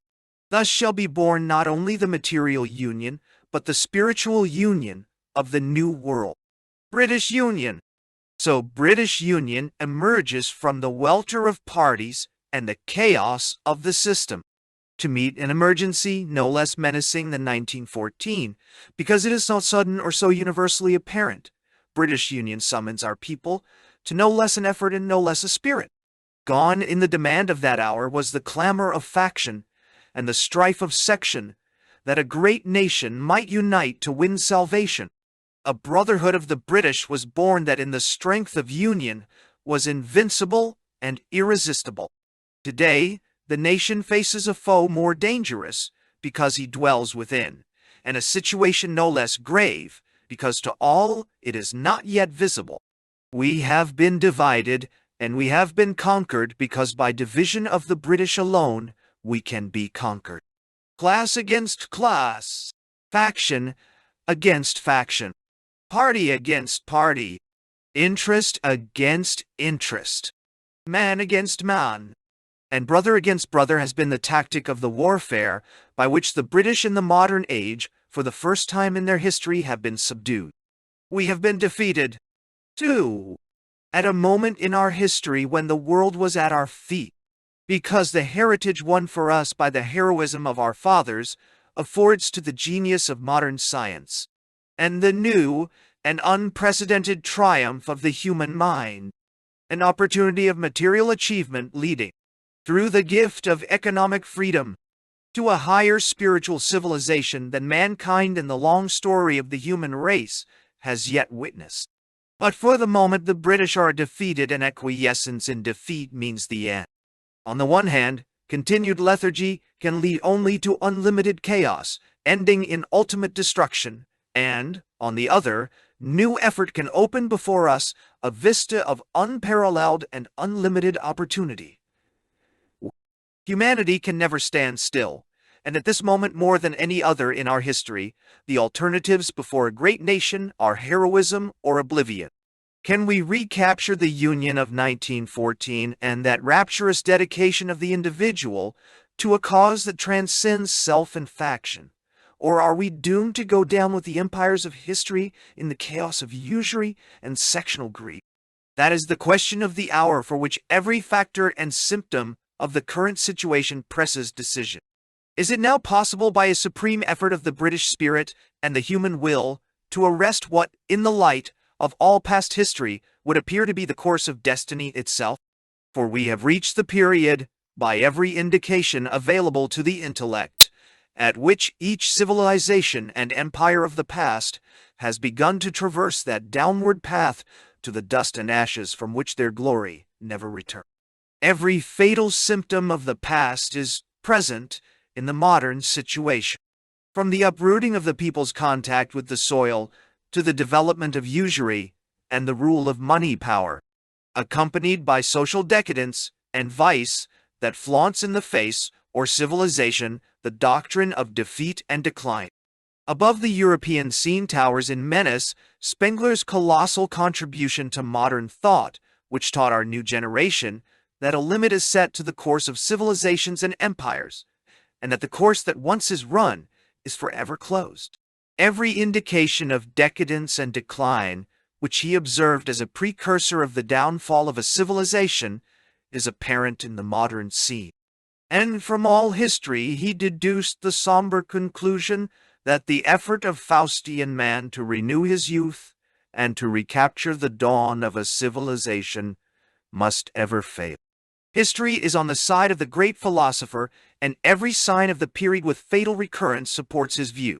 His massive pessimism, supported by impressive armory of fact, rises in challenge and in menace to our generation and our age. We take up that challenge with the radiant optimism born of man's achievements in the new realm of science that the philosopher understood less well than history, and born, above all, of our undying belief in the invincible spirit of that final product of the ages, the modern man. We salute our great antagonist, from whose great warning we have learnt so much, but we reject utterly the fatality of his conclusion. We believe that modern man, with the new genius of modern science within him, and the inspiration of the modern spirit to guide him, can find the answer to the historic fatality. But to ignore the evidence of the Vinlandia ages, and allow to deride the contribution to human thought of Adolf Spengler's great intellect is appropriate only to the all pallid intellectuals whose emasculated minds lack the energy to study his facts, and the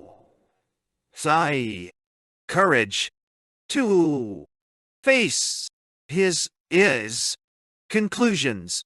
His facts stand, and the only relevant question is whether or not in this epoch of supreme scientific achievement man is armed with the weapons and possesses the will to challenge and to alter the very course of mortal destiny. It is an immense answer to all past history of human fate that British Union emerges within British Empire, and the modern creed, in diverse form, emerges in all great nations with the decisive challenge of the renaissance of the Western man. Underlying every difference in policy, method, form, and character in different nations, the shall rise of the National Socialist and Fascist doctrine throughout Europe represents in historic determinism the supreme effort in evolution modern man to challenge and overcome the zeals around human destiny, which in every previous civilization has ordained irretrievable downfall. The doctrines of modern disintegration are classic in form and pervade the political parties, which fade from a flaccid and universal liberalism into the sheer disruption and corruption of socialism serving usury. The doctrinaires of the immediate past come to the aid of political defeatism with the negation of manhood and self-will and the scientific formulation of surrender as a fate.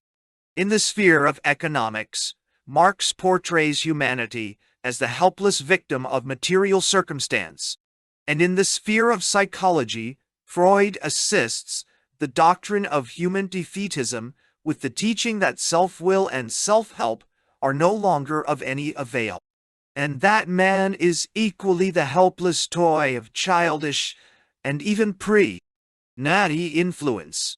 Marx's materialist conception of history tells us that man has ever been moved by no higher instinct than the urge of his stomach. And Freud supports this teaching of man's spiritual futility with the lesson that man can never escape from the squalid misadventures of childhood. By a fatal conjunction, the materialist doctrines of these two Jews have dominated the modern intellectual world to the rout and destruction of every value of the spirit. This predestination of materialism has proved in practice even more destructive of the human will and spirit than the exing would besile old and discredited predestination of the soul, and sti. It once has paralyzed the intellectual world into the acceptance of surrender to circumstance as an article of faith. To these destructive doctrines of material defeatism, our Renaissance creed returns a determined answer. To Marx, we say it is true that if we observe the motive of a donkey in jumping a ditch, we may discern a desire to consume a particularly luxuriant thistle that grows on the other side. On the other hand, if we observe a man jumping a ditch, we may legitimately conclude that he possesses a different and possibly a higher motive. To Freud, we reply that if indeed man has no determination of his own will beyond the idle chances of childhood, then every escape from heredity and environment, not only of genius, but of every determined spirit in history, is but a figment of historic imagination. In answer to the fatalistic defeatism of the intellectual world, our creed summons not only the whole of history as a witness to the power and motive force of the human spirit, but every evidence and tendency of recent science. Today, the whole front of materialism is on the retreat, and the scene of modern thought is dominated by the triumph of the spirit. En route are the little men who taught that nothing could exist that they could not understand. Biology begins again to teach that the willful determination of the species to rise above the limitations of material environment is the dominating factor in evolution. In psychology, the modern school declares that the conscious exertion of man's will prevails over the chance of heredity and environment. In physics, the influence of the external to matter, the unknown, in short, the spiritual, provides phenomena for which the purely material can afford no explanation. In fact, every tendency of modern science assures us that in superb effort, the human spirit can soar beyond the restraint of time and circumstance. So man emerges for the final struggle of the ages, the supreme and conscious master of his fate, to surmount the destiny that has reduced former civilizations to oblivion, even from the annals of time. He advances to the final ordeal armed with weapons of the modern mind that were lacking to the hand of any previous generation in the crisis of a civilization. The wonders of our new science afford him not only the means with which to conquer material environment in the ability to wrest wealth in abundance from nature, but in the final unfolding of the scientific revelation, probably also the means of controlling even the physical rhythm of a civilization. Man, for the first time in human history, carries to the crisis of his fate weapons with which he may conquer even destiny. But one compelling necessity remains, that he shall win within himself the will to struggle and to conquer. Our creed and our movement instill in man the heroic attitude to life because he needs heroism. Our New Britons require the virility of the Elizabethan, combined with the intellect and method of the modern technician. The age demands the radiance of the dawn to infuse the wonder of maturity. We need heroism not just for war, which is a mere stupidity, but heroism to sustain us through man's sublime attempt to wrestle with nature and to strive with destiny. To this high purpose, we summon from the void of present circumstance the vast spirit of man's heroism.